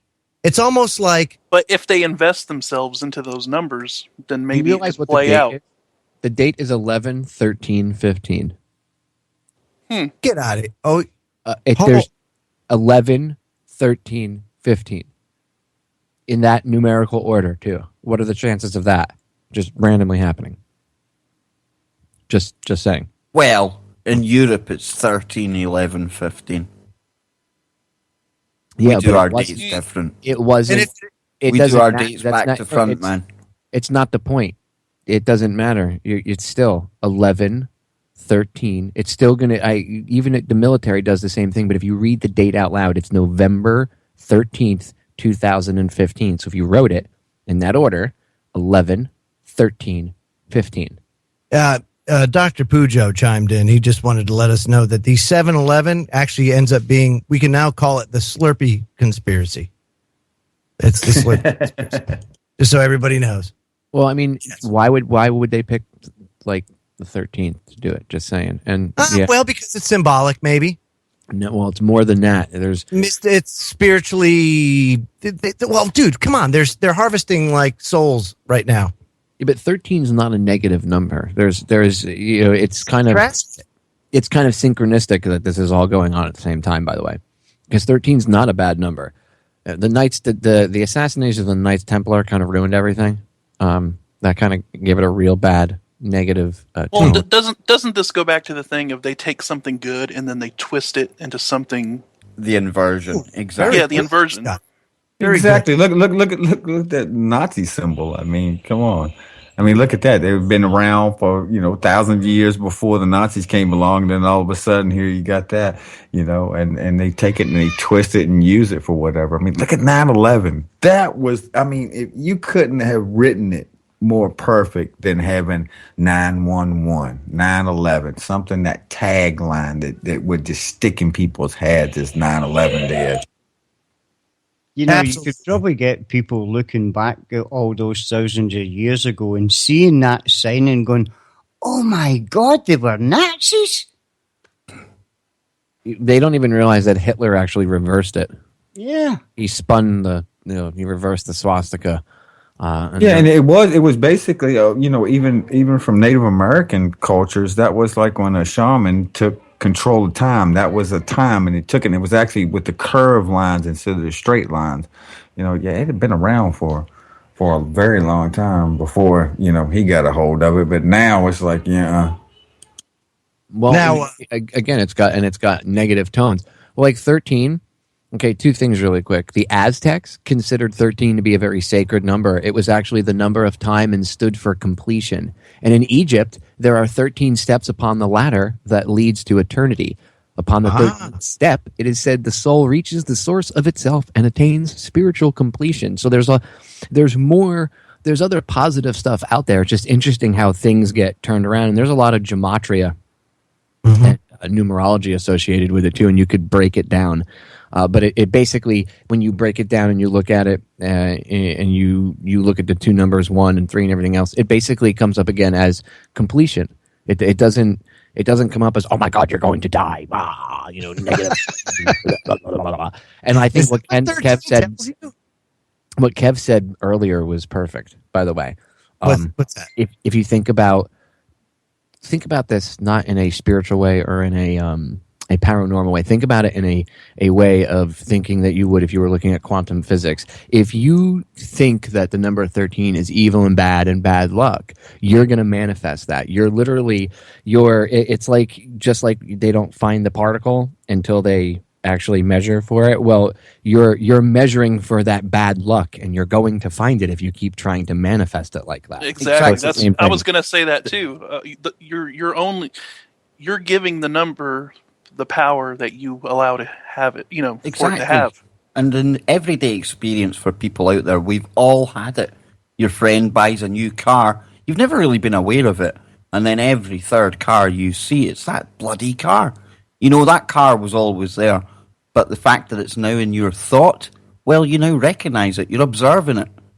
Yeah, it gives it meaning. It gives it meaning. It's like when people are walking around and they find something that catches their eye on the ground, like a rock or anything like it, or a feather or anything like that. People pick it up. It gives them meaning. It's in the mind. It gives those specific people that meaning, so that every time they look at it or they hold it, they have this, that flashes back, that gives them that memory of that, that cause of that meaning of it. It's the same thing with the numbers, I think. But I do believe, as we've seen, from NASA and everything else, that the turds that be use these numerologies and numbers and everything else to embed into us those same things that we would, normally do ourselves. And just finally on the numbers, before Joe has a quick message from an email, they're saying that approximately, almost, they're quite shady about this, 160 are dead. Now, if you listen to the Kev Baker show, you've probably heard me talking about the Illuminati number, and it turns up so often. Now, the Illuminati number I talk of is 216. And you're probably thinking, well, how the hell does that relate to the Illuminati? Well, if you take 6 times 6 times 6, the cube of 6 is 216. Now, every time you see a combination of that numbers, you can class that, because like Popeye said, it doesn't matter what order the numbers come in. It's the power that are invested in them. And you go now, and now that I've told you that, the amount of times you're going to notice that combination of numbers will be startling. And you can even go to USGS right now and look at all the 10-kilometre deep earthquakes. Rumoured that's the best kind of depth for HARP, right? An Illuminati earthquake. Turns out 10 kilometres just happens to be precisely 6.21 miles. So, Joe, over to you for some of the questions from the listeners. Okay, so this is a question from Tim in Virginia. And he writes, people of France are calling for the military to take to the streets, declare state of emergency and martial law. Says, I would like to think Americans are smarter than that. Got flashbacks of Jade Helm and Hillary saying, never let a disaster go to waste. Obama wanting to serve another term. As sick as it may sound, could this have been a possible false flag carried out by ISIL to test the waters on how Americans may react if an attack were to happen here? Our borders are wide open and elections are around the corner. Well, didn't we already go through that with Boston? Didn't they lock Boston down? They did. They did. Now, did they declare martial law? Temporarily, they did. When you have pretty much. I mean, it was as close as you could get. Sure, without actually saying it, absolutely. And they already are kind of testing the waters, like you guys said earlier. Popeye, you had said that your friend had told you that security's beefed up in New York City. So it's obviously had its intended effect on a global scale. And it's gonna have an effect on the election about politicians talking to close the borders. So and they're gonna all the politicians gonna be using this to say like we need to close the borders, which is gonna isolate. Like Kev was talking about earlier. There are a large percentage of the people, and Popeye also said that. There's a large percentage of the people that, are trying to get away from these war zones that are totally innocent, but there are all those cats that are going to slide through, So what you're going to do is you're going to isolate them. You're going to divide populations. You're going to create destabilization, no doubt. So, yeah, and I got to tell you, I would like to think that Americans are not, wouldn't want something like that. But I tend to go with the fact that the American people, and let's just say, for example, men in general, are quite wussified these days. And as a result, I would have to say they're going to buy it. They're going to bite into it. Yep. The whole martial law thing, I think in the population centers, you're going to see it. Rural America, not so much. I think rural America stays immune to that. To some extent, because what worry are we? Being over here in Europe, Joe, I mean, the EU, it's a failed project, so they're looking for any way right now to divide us all up again and put us back together just the way they want. That's right. And I mean, what better way to do it, if you think about it, than to do it this way? I don't know, because look at from an economic standpoint, right? Because everybody's talking now about, it's going to collapse any day now. It's been any day now for a long time. And yeah, I mean, it's had its ups and downs, but understand this. Everybody's doing the exact same thing. Everybody's drowning in debt. Everybody's printing money. So how can one currency just all of a sudden poof and fall if they all just don't go with it? They're all doing the exact same thing. So I don't think it's going to be something like that. It would have to be something along the lines of this kind of scenario, to where you just foment so much hatred. So not only do you have this going on, but over in the United States, you've got the millennials, quote unquote, that are just going in, these college campuses, and we've got the politically correct stuff. We've got a son that's the son of a judge worth $20 million on a hunger strike because somebody called him a name. Holy crap, man. I mean, it's just crazy. You want to talk about woo? 10 years ago? Social engineering. Yeah, man. I mean, this is crazy. The world's turned upside down. And it just so happens that Friday the 13th, it's in one of those upside down days. People don't like it. Friday, the day Friday has been considered an unlucky day. One theory hypothesizes that Friday has been considered unlucky because Jesus was crucified on a Friday, according to Christian scripture and tradition, even though he wasn't. It's funny. Another state states that the superstition regarding Friday comes from Chaucer's The Canterbury Tales, published in the 14th century, where Friday is considered a day of misfortune and ill luck. And in numerous publications in the 17th century, Friday the 13th was outlined as an unlucky day to take a trip, to begin a new project, or to have a major life change, such as a birth, a marriage, among other events. Kev, were you, and anybody else, do you have any major life event that happened on a Friday? Not that I can remember off the top. Yeah, I interviewed Doc Miller last week. Oh, that's a good life event. Now, was it unlucky? No, I can't remember any Fridays, Joe. Sorry, I'm just trying to have a laugh, man. I'm trying to make sense of everything that's going on. There's even an Illuminati card for Friday the 13th. Get out of here. It says here, play this card on arrival at the very beginning of his turn. He can draw no plot cards for any reason until after his current turn ends. This requires an action from, wait for it, a magic group. Oh, boogie woogie. What is it about these cards, guys? Come on, what is it? I got married on a Friday. Let me tell you something. It's been nothing but lucky.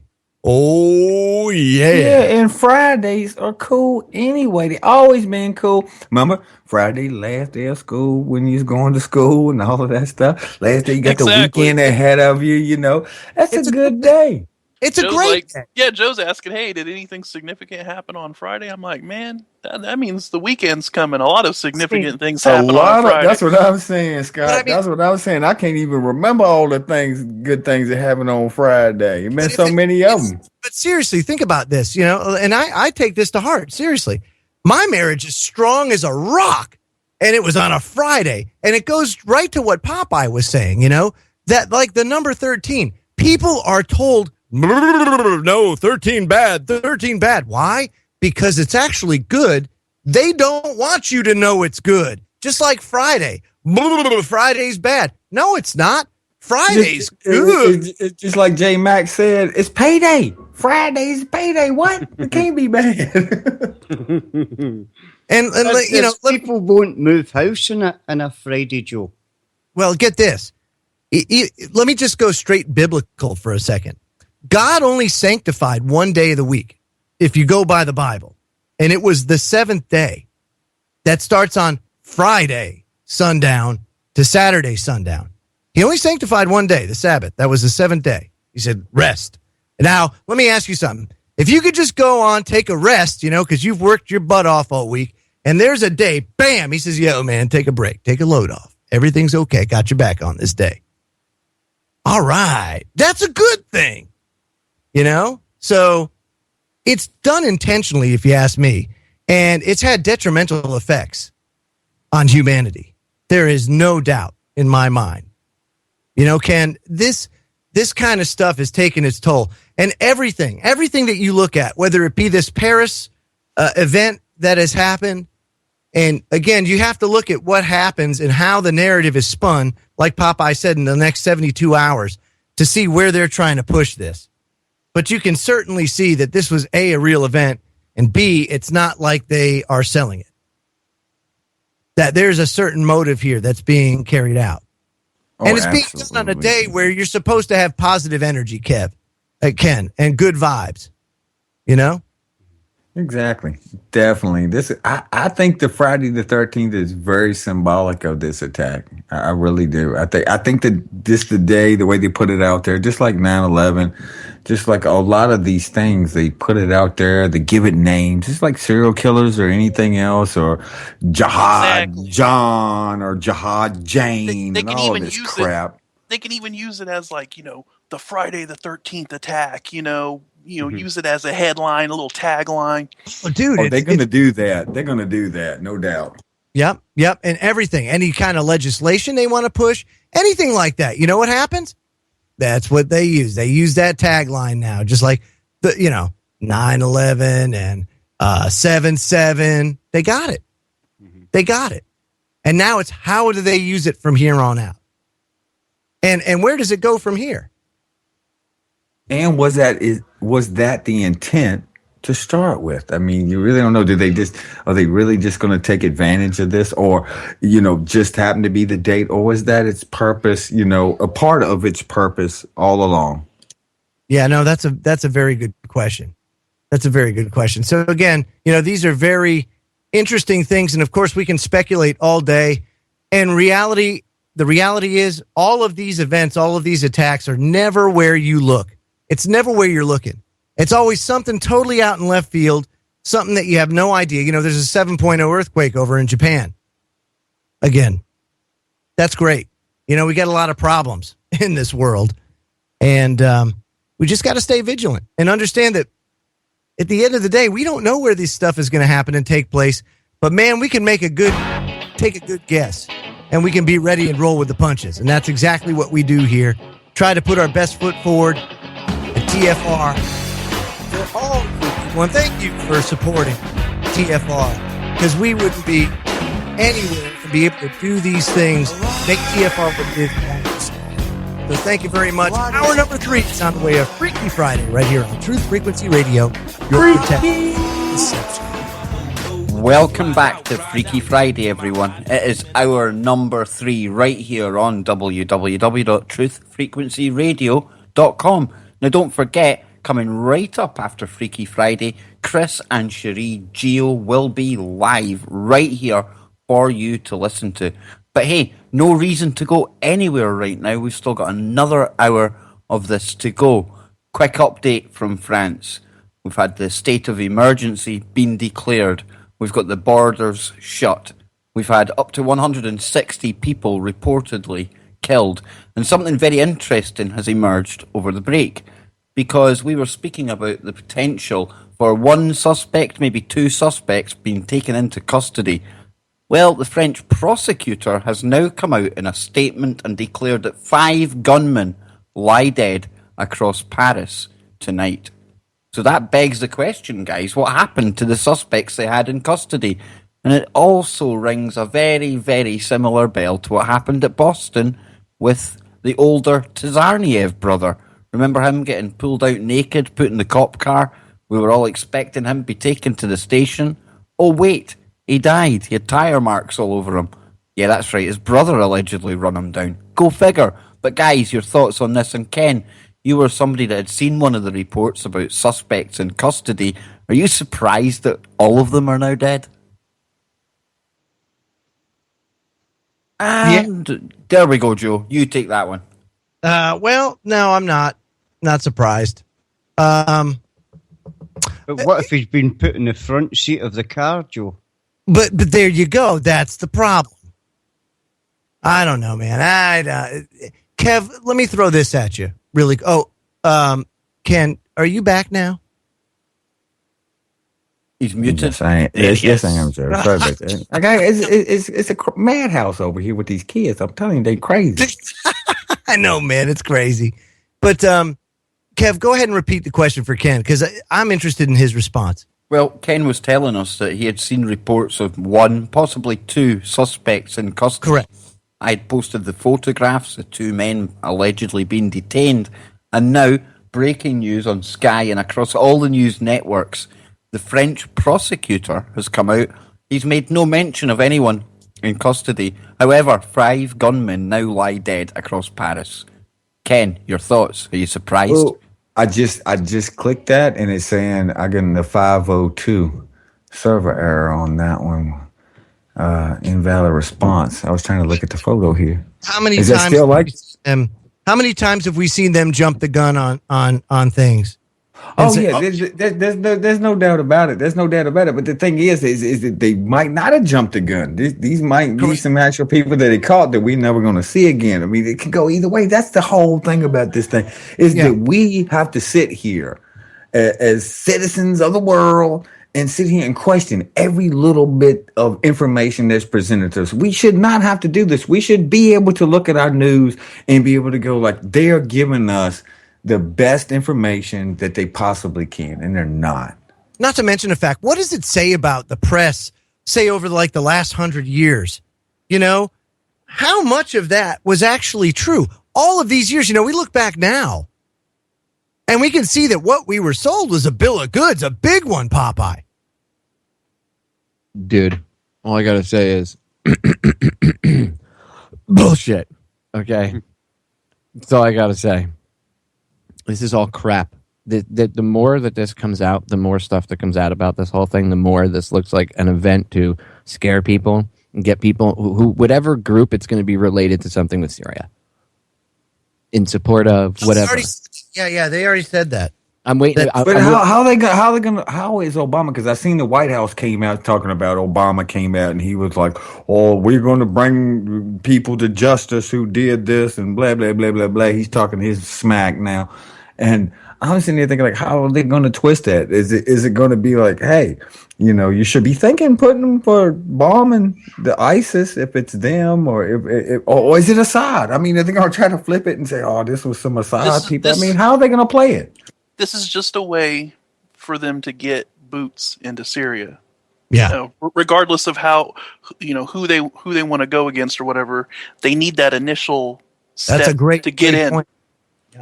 But who are they going to fight? That's the thing. Is who are they? They're supposed to be against the U.S. Is supposed to be against Assad. They're going to fight who they wanted to fight to begin with, but we told them no, screw off. We don't want to go to Syria. But thing is. Once they get in there, you know, they can get in there under the guise of whatever, you know. Oh, but we're going to go fight ISIS. Now that you mentioned that, Scott, you know, that's a great point because that's going to bring basically NATO and Russia, China, Iran, Syria, and possibly even Iraq to a head. Again, Dang, man. Where at what meeting, at what ISIS/Al Qaeda meeting were they like, hey, I have a great idea? You mean the CIA Mossad meeting? Yeah, that's why I'm saying it's bullshit. It's simple. It's that simple. Absolutely. It doesn't make any sense to me either. I mean, even in the presentation, how they're going to present it, it's like I am having a problem getting what they're really trying to do, because it's like, okay, you're in there, you're fighting the U.S. and NATO is supposed to be fighting and supporting the rebels in Syria, and you're fighting, also you're arming them, you're giving them weapons and all this stuff, but yet you're fighting against portions of them, going in there to bomb them, but yet you're supporting the rebels against, Assad. And here's Russia in there, and they're bombing Assad and all this, but yet you're against that. I mean, it's just it takes the brain in so many directions. It's like, what in the heck are they really going to do? Are you really going to go in there and just flat out say, NATO's going to say, like, okay, we want to take Assad out, okay? Or we're going to go in there and fight Assad, and we're going to support the rebels, and we're going to kill the rebels. It's insanity. Well, the thing is that the average American, your average Joe six-pack or whatever is just like, I don't like Muslims, just go in there and handle it. They don't even look at the different factions. They don't know the difference between the rebels and Assad and all that. They'll just cheer on going in there just to go in there.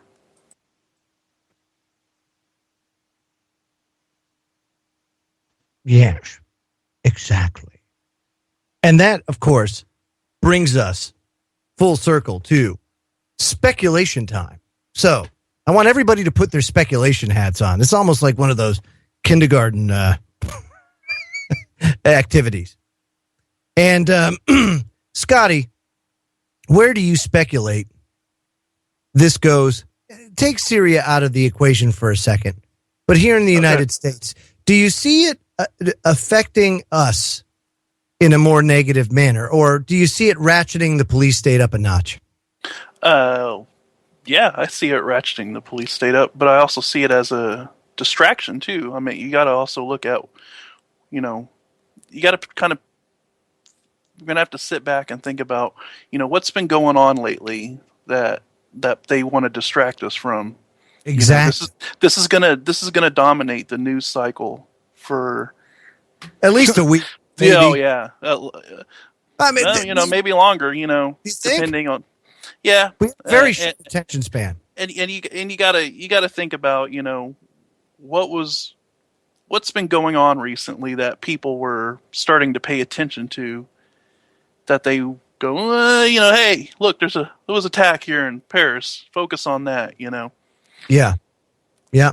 So I think you got to really dig in and see what's going on with all that. What about you? Or go ahead, Kev. What do you think? What do you think? Where do we go from here? Well, I think in the coming hours, and probably right now, some of the talking heads on the telly will be saying, Vladimir Putin is indirectly to blame for this because he's gone in there and he's bombed the heck out of that country. Now, remember, they rely on the short memory span, right? So all these people coming into Europe, it's all Vladimir Putin's fault. So in the end of the day, he'll probably get damned tomorrow in the media for the successful bombing campaign that they're trying to take the edge off of. Do you know, Kev, I was going to actually make a joke about that I wonder who's going to be the first to blame Putin. But that's actually a good way of blaming him. And I'm sure that the British government will probably be thinking along those lines as well. And remember the Foot Clan guys, at the behest of their intelligence handlers, they were telling us for months at the start of the year, get ready because we're going to invade Europe. Now, don't be surprised if this is the start of a wave of attacks. If it is, it'll be a Gladio-style wave of attacks. It'll all be orchestrated and timed and manipulated, all for a reason. And right now, with the state of the world and the way it is, are they trying to take us towards a World War III? I'm not saying this one event could do it, Joe, but a culmination of things right now. I just thought of something. Then this could have catastrophic consequences for Johnny King. Ooh. But, yeah, Yeah, this is not good. This does not bode well. And I'm going to have to discuss this with him. But imagine, if you will, what's coming up. Fast approaching here, especially in the commercialized. The sheeple. Yes, the running of the sheeple. Now, the running of the sheeple is already uber chaotic, as as the fight for $5 toasters. There is underwear. It's like Lord of the Rings. Joe, the struggle is real. The struggle. The struggle for that LCD TV is real. They need that Xbox One. And they will run over old people, pregnant women. They will stab. They will gouge. They will fight for their daggone bath towels and underwear. Guys, our version of Walmart, they tried to bring it over to the UK, and it's taken seed. It's starting to sprout. But our Asda, which is your Walmart, they've actually cancelled it this year. Because of the scenes from last year, they were even disgusted at what was happening. Oh my God, there is a shred of morality left in the world. Just a shred. But why don't people ask why the prices are so high the other 364 days of the year? So assuming that let's just take the economy again, because again, all this stuff kind of plays together. So this is when the retailers make or break it, is the holiday season. If you have scares going on about groupings of people en masse with the threat that all of these Muslims could come out of nowhere and go ahead and bomb these places, well, then now that might put a damper a little bit on that retail sales, don't you think? I mean, or maybe it'll mask the underlying problem of there never was really going to be many retail sales or as much as they put out there, but they're going to use this as a cover for it. They already got cats that been camping out for the last month, but ahead of Black Friday here in America, they don't care. They will go out there and they will weather the bullets and terrorist attacks and bombs and napalm and what it all day white phosphorus to get those daggone bath towels and underwear. I'm telling you. Let me tell you something. You can take our freedom in this country, but you better not take our access to effing Walmart on Black Friday. That's right. And vault. And Christians across the United States are on a crusade against Starbucks and their red cup. Hey, can I ask a question? Can I ask the obvious question? How come they don't get pissed off at the pagan goddess on the Starbucks? Boom. Well done. No. That's not. Hey, don't get pissed off over. Wait, hold on. Get pissed off over Santa and Phrygian caps, which don't have anything to do with Christianity. I would rather. Could you imagine if they had like a Krampus cup, dude? Take it further, guys. This is exactly what's happening in Europe right now because people are aiming their anger and their hate at the Muslims coming in here. But we all share the same enemy. The governments, that few thousand elites at the top who are pulling the strings on all this crap. Exactly. I mean, look at it. No history, no point of history in time has the rich ever been richer than they are today, and the poor poorer than today. And we still go on with this, and we put the anger out on whoever they tell us to. That's the problem. Is we don't really look at the situation. Or most people, the masses, don't look at the situation and see that these same cats are doing the same thing they've been doing forever. I mean, recorded history, even though it's watered down, tells us thousands of years now they've been doing the same crap. Well said, Ken. Same playbook. They just change things up and tweak it a little bit for whatever time period. Dude, fear rules the day. That's how they do things. Because people aren't thinking when they're afraid. And they're going to turn to the powers that shouldn't be. Please help me. Please, please, please. Kev, is that why Dabu has that video out about Noah's Ark replica set to open 7/7/16? Could that really be because we really need an Ark at this point? I mean, come on. Who knows? But Popeye, want to take you up on something there, man. You mentioned this fear thing. Let's go back to what we were talking about, the numbers, how we put that conscious energy out there and it starts to manifest. Now, we talk about interdimensional beings probably feeding off the fear that has been generated. But what are we actually doing to our immediate surroundings just by being in that state of mind? And that's where they want us, isn't it? Well, that energy that's generated, I mean, they could feed off of it, right? but the energy that's generated, we're like antennas. So our DNA is actually shaped like two different types of antenna, a round antenna and a straight up and down antenna. Okay. Sending and receiving two separate types of antennas. One specifically perfect for each different thing. One sending, one receiving. Our DNA is a mixture of both. So we send and receive energy. So if we're feeding off of this fear, we're then turning around and emanating that same energy out into the universe, and we're now affecting those around us as well. Exactly. That's exactly, Papa. I mean, have you ever seen? I mean, you could put it down on a smaller perspective to where like just the average person can notice. Like if you have like 2 or 3 people in a room and everybody's happy and everybody's go lucky, and then have someone come in the room who has got that negative energy and they're transmitting that negative energy in the room, it could spread and be received by the people in the room. Yeah. Or you could have 2 or 3 people in a room who are down and depressed, and have one person transmitting this positive field of energy, and take those people and have that come back in and reciprocate amongst each other till they're in that positive stance too. That's why they tell people don't be a Debbie Downer, because then you drag everybody down in the room with you. Well said, man. That's when I do the shows where I talk about being the change. That's what I'm talking about. Like, you have to understand that your energy that you put out, you're going to put out energy. We're sending and receiving antennas. Now, you have to, once you're aware that you're doing this, and we all do it, it's not like, oh, well, I don't do it. Yes, you do. Everyone does it. Once you understand this simple universal fact, you can understand how you can affect positive change in your own life. Think about how many fights you may have had with personal loved ones in your family or friends or whatever, or even coworkers, random people on the street. How many times have you had a negative situation occur where you might not even realize it, but now if you look back understanding this, you might realize, wow, I wonder how I may have affected that. Like, what energy was I putting off at that time?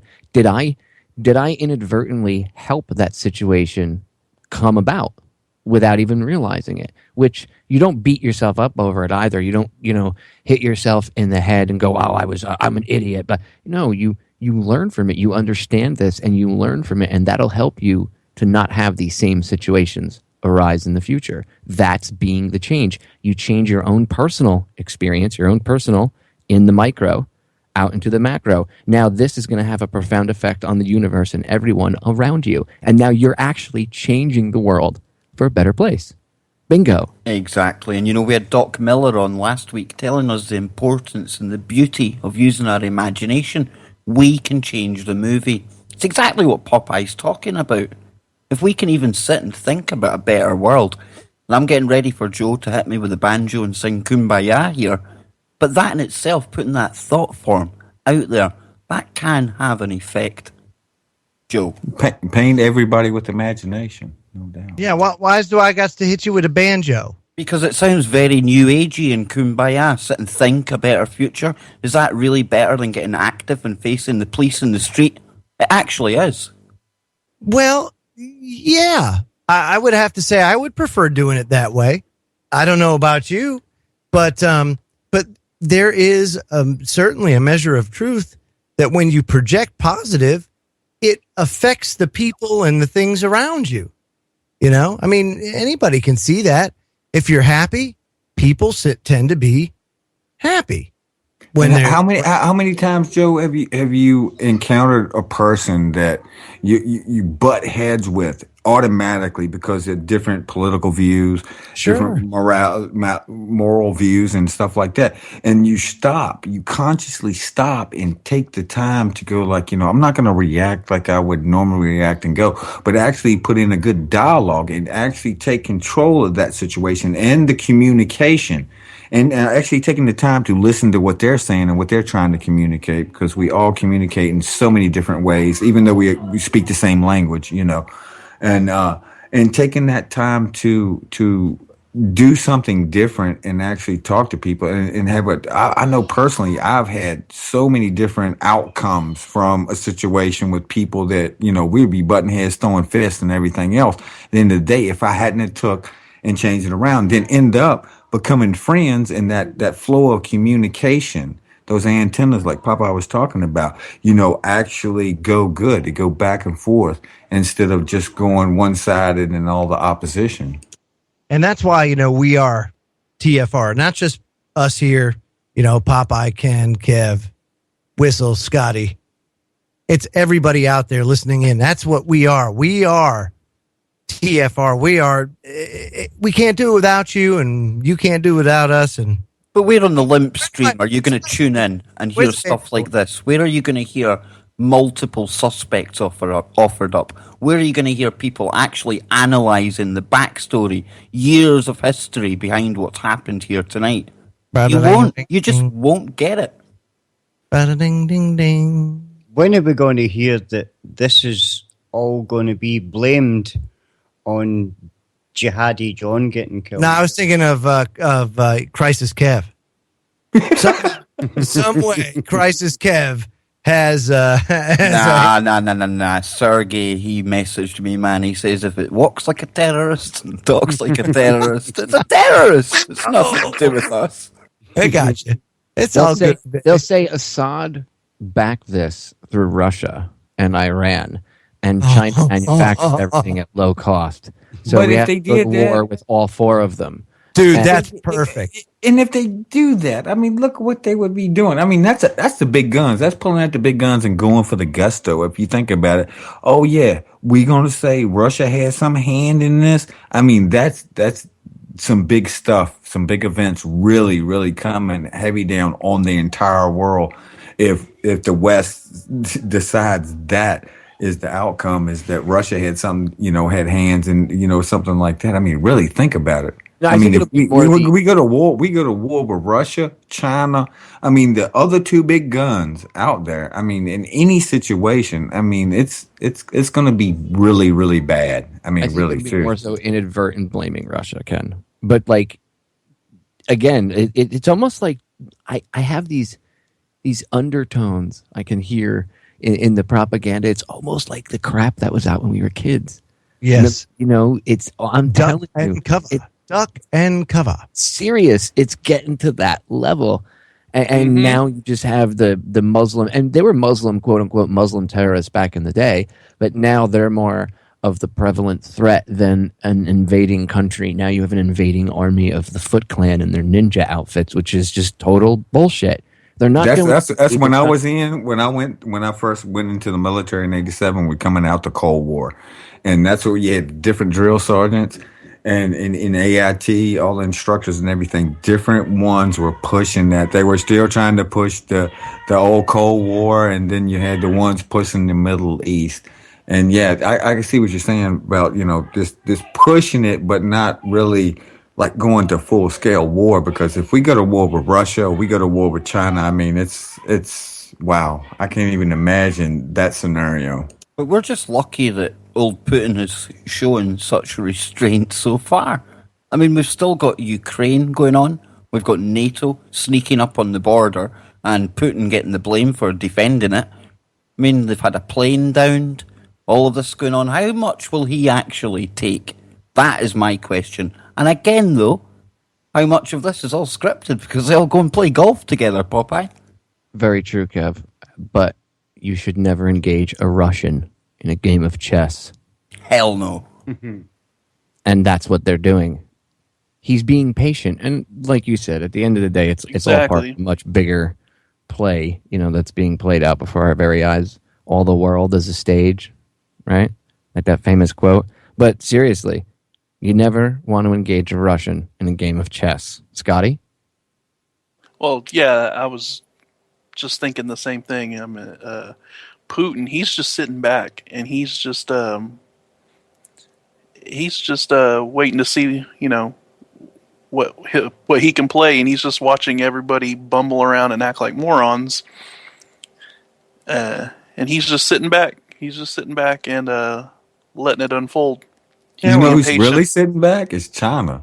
China always sits back and just watches the West and watches Russia and watches all Soviet Union. They always just kind of kick on. They own all our shit, Ken. See, they're playing the global chessboard. You don't want to play them in chess because they're ahead of the game. Yeah, no But doubt. guys, I mean, I know I'm Kremlin Kev, but Vladimir Putin, check into his past because there was a series of bombings in September 99 in Moscow. There was another bombing that was scuppered. Turned out it was FSB agents that were actually carrying them out. So, this guy that we all paint as the leader of the free world now, no different than the rest of them, guys. No different than. Oh no, they definitely pulled off false flags within their own country and stuff like that. I don't romanticize. Oh, sorry, I did a little theatrics for you, Kev. A little. I was getting ready to start goose stepping through the house, man. Woo! We'll be back after these short messages. Will be something. Pravda. Welcome back, everyone, and a big, huge thank you to all the thousands out there who have stayed tuned in all the way to Freaky Friday tonight. Unfortunately, it's the last segment, but on the bright side, coming up right after this, we have the amazing Chris and Cherie Geo live right here on www.truthfrequencyradio.com, where you get all the protection from deception that you need. So, guys, last section. And, we can take terror attacks and we can spin the woo around them. And, I think the audience, judging by the chat room, they're absolutely loving this tonight. And, of course, we've had these terrible terror attacks unfolding. We've given all of our ideas, our opinions, our speculation. And now in this last segment, Kenneth Webb said we can add some woo in there. So, Ken, I'm dropping you right in it, brother. Hey, you're done. What you got? Come on, Ken. What? Say hello. I had the little one coming here, so I missed the question. No, it's all good, man. On you go, Joe. You take us into this last segment. So how am I supposed to take him into the last segment? Okay, so let's talk about what are we talking about? This I want to talk terror woo. Well, no, seriously though, this is big, man. Woo. The fact that France is the one that submits a Security Council resolution on an international protection force at Alaska, right? That's huge. The fact that they're the ones pushing forward Palestinian statehood. I cannot speak of this enough because if there isn't a red flag that's saying, hey, you need to back off. Are you trying to say that the Mossad could be involved, Joe? I'm telling you that the Mossad could be involved, yes. Oh, Joe, you had me at red flag. Yeah, well, so can Russia. Yeah, you're right. Red flag. I don't know, man. It's like, But I can tell you that at the same time, since you want to inject woo, what's the chances that an alien invasion takes place? Well, we've had a fourth metallic orb coming down in Spain. Just exactly. But we've also got the largest. We've got huge NATO drills, Joe. Absolutely huge NATO drills across Spain, Italy, and Portugal right now. So anything that's falling out of the sky in those countries, and Turkey's got a lot of military activity right now, possibly something military there. So what if, let's throw aliens in on this too now, right? I mean, why not? Because everything else is taking place and out of chaos order, right? And wasn't it Reagan that said, hey, what would bring humanity together? Well, let me tell you. But the best part about that was the fact that Gorbachev, when he was asked about the Reagan alien statement, all he would say was, not the right time to talk about that. Exactly. Come on, man. Don't you think it's like Men in Black? Come on. And the last card. Don't worry. They're going to have a card beyond the last card. It'll be terrorists teamed up with aliens riding a meteor or pushing a meteor via the alien's UFO into the Earth. It'll be ISIS and the Anunnaki teaming up together. Ironically, ISIS and the Anunnaki. You can go look up all the hidden references in that little ditty I just threw out there and do a little research, do like weeks of research to understand the background joke on that. But it'll be ISIS, the Anunnaki, Al-Qaeda, and of course, Putin will have supplied something. Yeah, and Putin will be behind it, right? Yeah, he's the guy that sent the signal, right, to Alpha Centauri or whatever. Picture the front page of Charlie Hebdo now. They'll have the Millennium Falcon and a Chittahuri wearing black pajamas flying it in. I knew the Chittahuri had to enter the conversation at some point. Got to have the Chittahuri, man. Don't worry. I'm sure they'll blame somebody. I mean, it'll be that irrational, and people are going to say, "Wow, you guys have totally gone off." But no, even if whatever fake terror group they blame, come on, it's 2015. How bazillions of dollars spent on the security and anti-terror industry, and what does it have us? Where has it gotten us? These guys are driving around in old ass vehicles. Well, except for the new Toyota pickups supplied by the Saudis, and of course all the American-made equipment that was pretty much airdropped conveniently on their location. I love when the Air Force is like, "Yeah, we did it again." Oh, oops. Let's be clear. Those loadmasters, those guys that drop supplies out of the back of a C-130, they know what they're doing, dude. Dude, they take their job serious. Those guys would drop a pallet of whatever on a dime from like 10,000 feet if they had to. They know exactly what the hell they're doing. So when they're like, "Oops, we accidentally gave the enemy a bunch of rocket launchers, okay? And this is going to be a bad day for..." Yeah, they act like somebody just accidentally hit the button and like all these supplies just go flying out of the back of the plane. Hey, Scott, could you hand me my bag of Doritos? Here, sure. Oh, shit, there goes the door. Exactly. They can hit a spider's eyeball with the rods of God anytime they want. Well, that's it. So, it's such crap. It is crap. And so that's why, when we talked about and came back and started like really going off the deep end woo, the reason why we're saying is because it's just as much crap. What you're seeing is just like the crap that we spewed for 5 minutes about the Anunnaki and the Chitauri coming and invading at the same time. It's crap.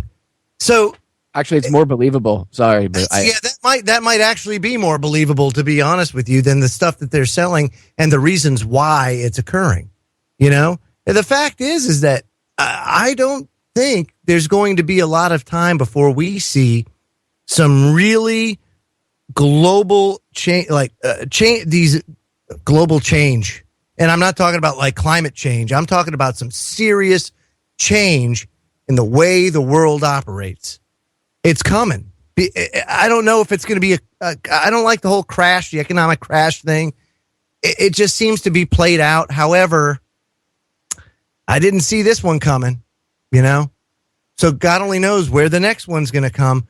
But you can already see the fear and how it is changing things 5,000 miles away in the way people live their lives. And with the anti-Muslim sentiment that is existing now globally, where does it go from here? Do you start seeing Muslims locked up en masse?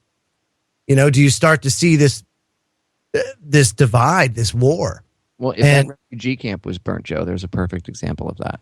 Look what happened after 9/11 in New York. They were pulling Sikh Indians out of taxi cabs and beating the crap out of them in the middle of the street. And it's like, dude, they're Sikh Indians, you morons. They're not even from that country. They're not even Arabs. They're not Muslims. Why? But why did they do that, though? Because of the stereotype raghead, right? Of course. And so they see a Sikh with a turban on, and they say, "Oh, it's a raghead, man." And they pull him out, and they beat the snot out of him.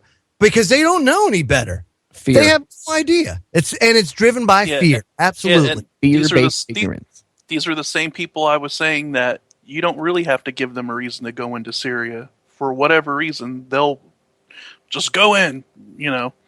These are the same people that have that mentality are the same ones that will back going into the Middle East no matter what excuse you give them.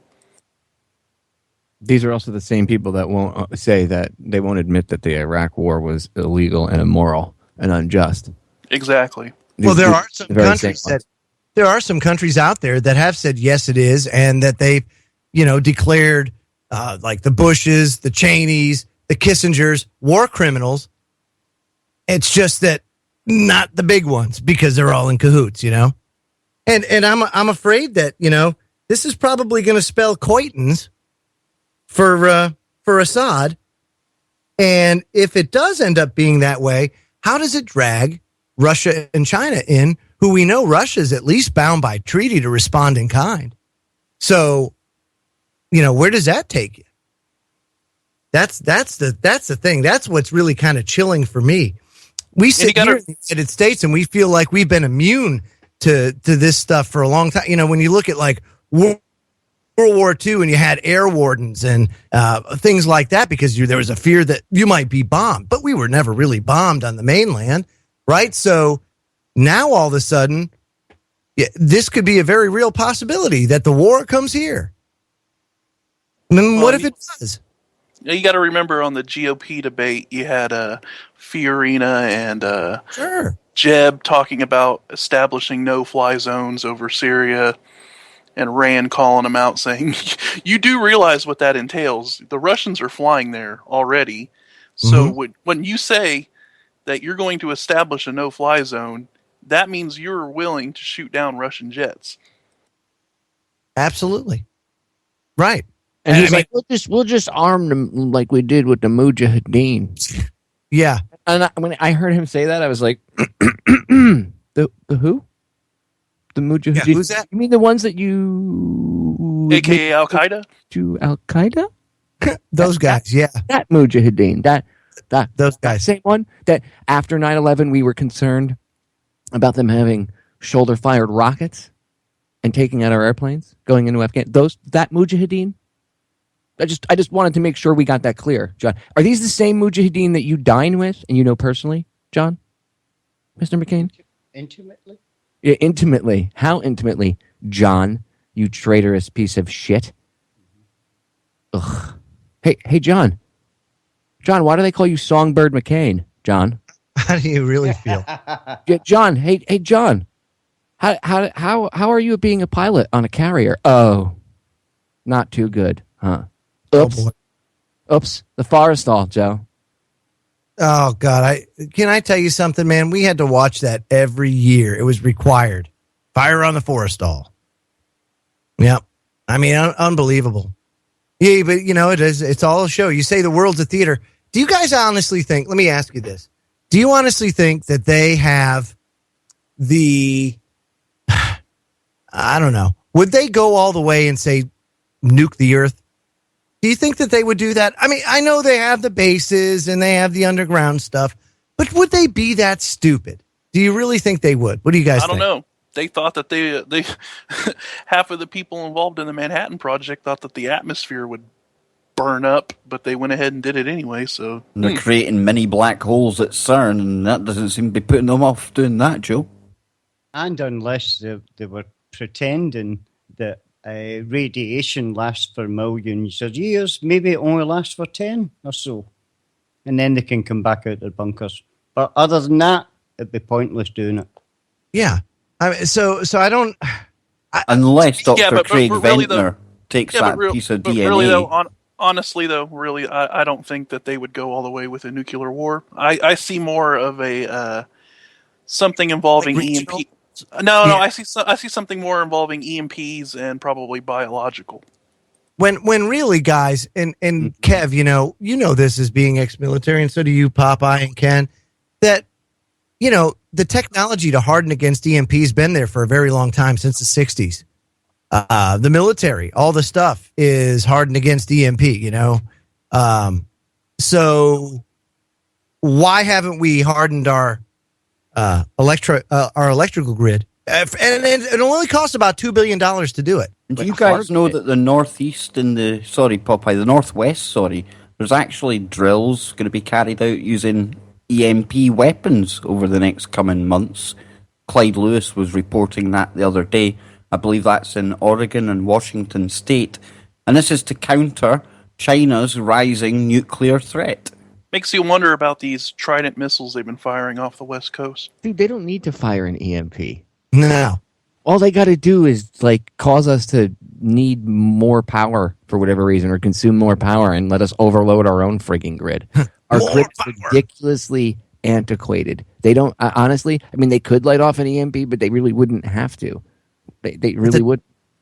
It's actually much simpler. They'd be able to, if they created some sort of an event where, in multiple spots, maybe big junctions throughout the country, if they studied our power grid system, they could overload the whole power grid and probably bring the whole damn thing down if they wanted to. I mean, it's that horribly antiquated. It's pathetic. Yeah, it's not that hard for the power grid to go down. No, you don't. I mean, a storm can roll through and bring things down. Exactly. And, something that went little reported during the week there that fits with this. I mean, we're asking whether these elites would be daft enough, Joe, right? We've heard about the deep underground military bases. You've heard me talking about this breakaway civilization, and quite rightly, you probably laugh.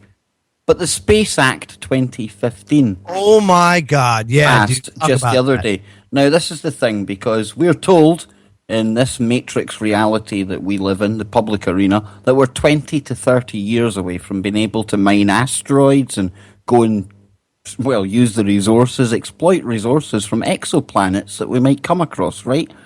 So why then has, and I quote this, the bill has just passed in the Senate with unanimous approval and with few amendments. Now it will be sent back to the House of Representatives, which is expected to approve the changes and then on to President Obama. Now, what this basically sets out to do is it legalizes the mining of these asteroids. It tells these private corporations that they then own anything that they get. Thankfully, one of the changes that they made, guys, this is unbelievable. It sounds like Star Trek. They actually took out the fact that these corporations would have, under the previous writing of the bill, been able to enslave any alien civilization they came across to turn them into a minor workforce. Does Yes, that it's not like- sound like the Are bloody you Anunnaki serious? to me? Yeah, no, it's actually part of the legislation, dude. It's like Oh my it's like, god! It's like Wow. it's like the embryonic I've got prime it. directive, if you will. I've got it here, guys. It says here, at the moment, it's not clear whether mining in space is legal, although there's nothing expressly forbidding asteroid mining by private companies. The Outer Space Treaty declares that no nation can own property in space. The wording of the treaty is vague enough that companies want to ensure they'll own the resources they mine from asteroids before investing millions. Now, it goes on to say here that an earlier version passed in the House has been changed because then it hadn't got the word abiotic in it. They've added abiotic to this now. And it says that the term space resource means an abiotic resource in situ in outer space. In other words, they can't enslave any workforce they come across.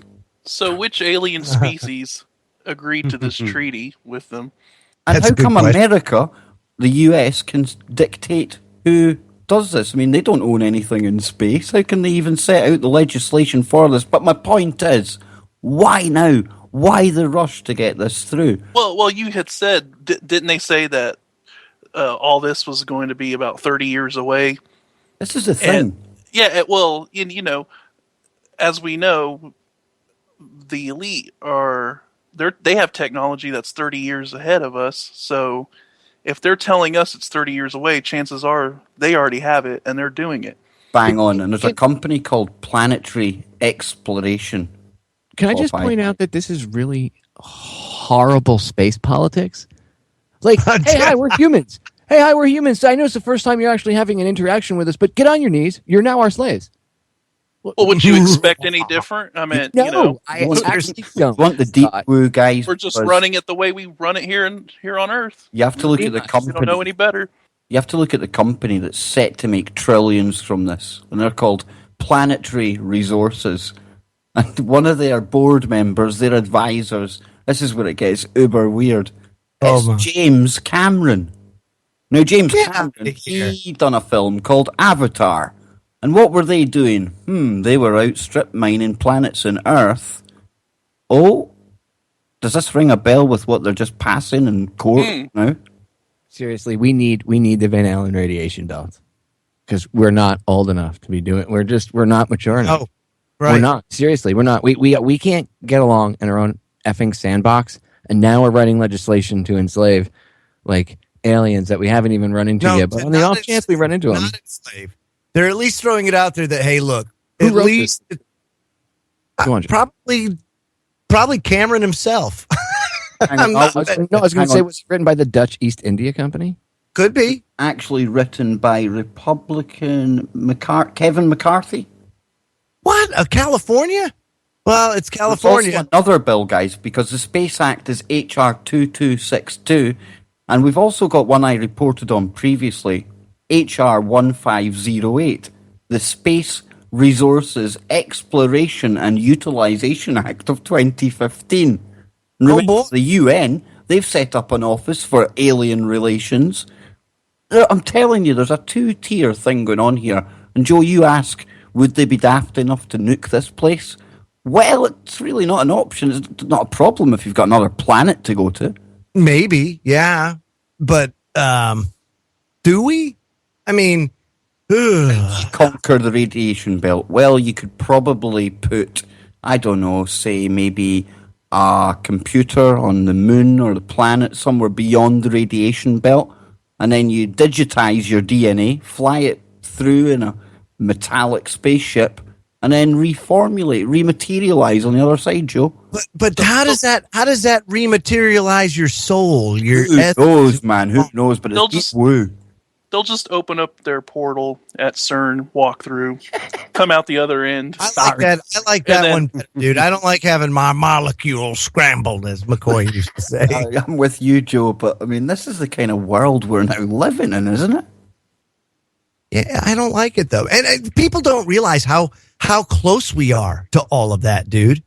I mean, it's sick. I was in Sam's Club the other day, and I was walking by. It's like they're selling 3D printers at Sam's Club. Get out of here, man! This is crazy. You know, $1,200. You can have your own 3D printer. Okay, so then we get this whole energy to matter conversion thing down, right? We get that linked. Boom.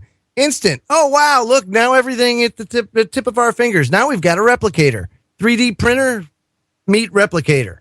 We got That's the the next step. We got the EM drive that NASA's testing. that Exactly. They don't even know how it works, but it works, I guess. Exactly. That's an amazing piece of kit. It's like probably something you can weld in a garage for like $25. You just shape one end like a cone, and then I think it's microwaves that bounce about inside there, Joe, and it gives you that motion. It's unbelievable. Yep. So what it does, it cut space travel time in half or whatever. And then And that's like the first generation. you get Ventnor to tweak the DNA so that we can self-repair it when we travel through the radiation belt and things like that. All good. man. Don't worry. What they're going to do is government, because it works with corporations, fascism. Government will end up coming in and regulating things and saying that only certain corporations who have permits or whatever can do all this and have this technology. And you, me, and everyone else, the quote-unquote little people, well, you're too common to understand this technology. So we'll control it for you.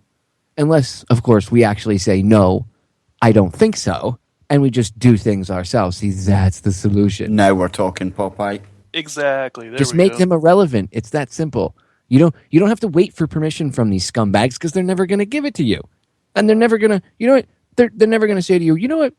You know, I'll give you a little bit. You're right. You know, you guys, we've been effing with you for so long and putting you down and destroying humanity. And we'll give you a little free energy, or we'll give you a little bit of health revolution. Now you can live to 90 or 100. No, they're not going to do that. So do it yourself, ladies and gentlemen. There's the solution. End all be all solution. Be the solution yourself. Make them, the powers that shouldn't be, irrelevant. Yeah. And then all of their little shenanigans, they won't Comes mean to a screeching halt. Well, they won't be able to do things like what you see in Paris. Right. If nobody buys into their fear vibe that they put out. It's like they'll end up being, the emperor has no clothes. It'll be a bully yelling and nobody in the schoolyard paying any attention. Exactly, and there's plenty of groups out there right now that they're aiming us at. They want us to hate on them, but there's only one group we really need to hate on, and that's the ones that are pulling all the strings in power. Don't fall into the trap, guys. Don't get divided. That's how they conquer us, and that's why they keep on doing it over the ages. Illuminati. Illuminati. Eyes open. Eyes open. Kev is actually Dabu. 7. How many personalities do I bloody have? I don't know, a ton, dude. Kaleidoscope Kev? Kaleidoscope. Yet the again, nicknames that you come up with for yourself never cease to amaze. Yeah, paging. Yeah, Scotty, give me a little daisy chain kind of headband on for that one. Flowers in the background. Scott Lopez to the main office.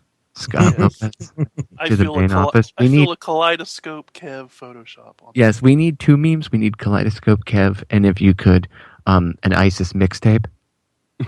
Okay, we got it. Brilliant. On it.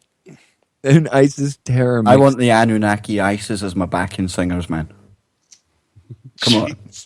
Oh my goodness, Dude, that whole audio tape thing killed me when Ken was like, yeah, they just released an audio tape. I was like, wait. Hold on. Wait.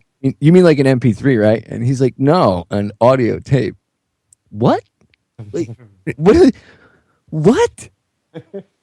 Like, who the mean hell like- still uses audio tape? That's like, You mean like he burned a CD or something? No.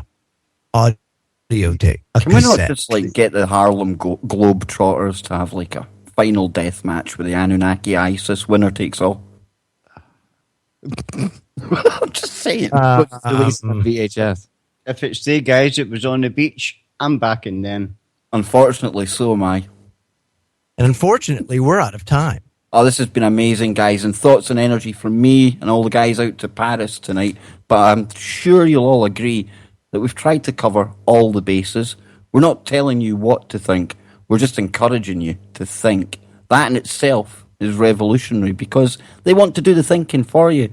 And as I look at the mainstream coming across right now, with the sound still down, it's still the same words they're programming us with. Violence, attacks, terror. Boo. Fear, be afraid is what they're telling you. And you know what?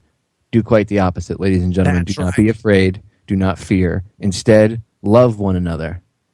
Take care of one another. Be good to each other. Be good to yourself. Don't be afraid to love. Don't be afraid of the boogeyman. Okay? And if there is a boogeyman, then you kick his ass. That's how And you make get him the solution to the problem. And just remember, if you're not with us, you're with the terrorists. Yeah. And remember, guys, coming right up, Chris and Cherie Gio will be guiding you through the next 2 hours. Stay tuned wherever you are. Make it TFR.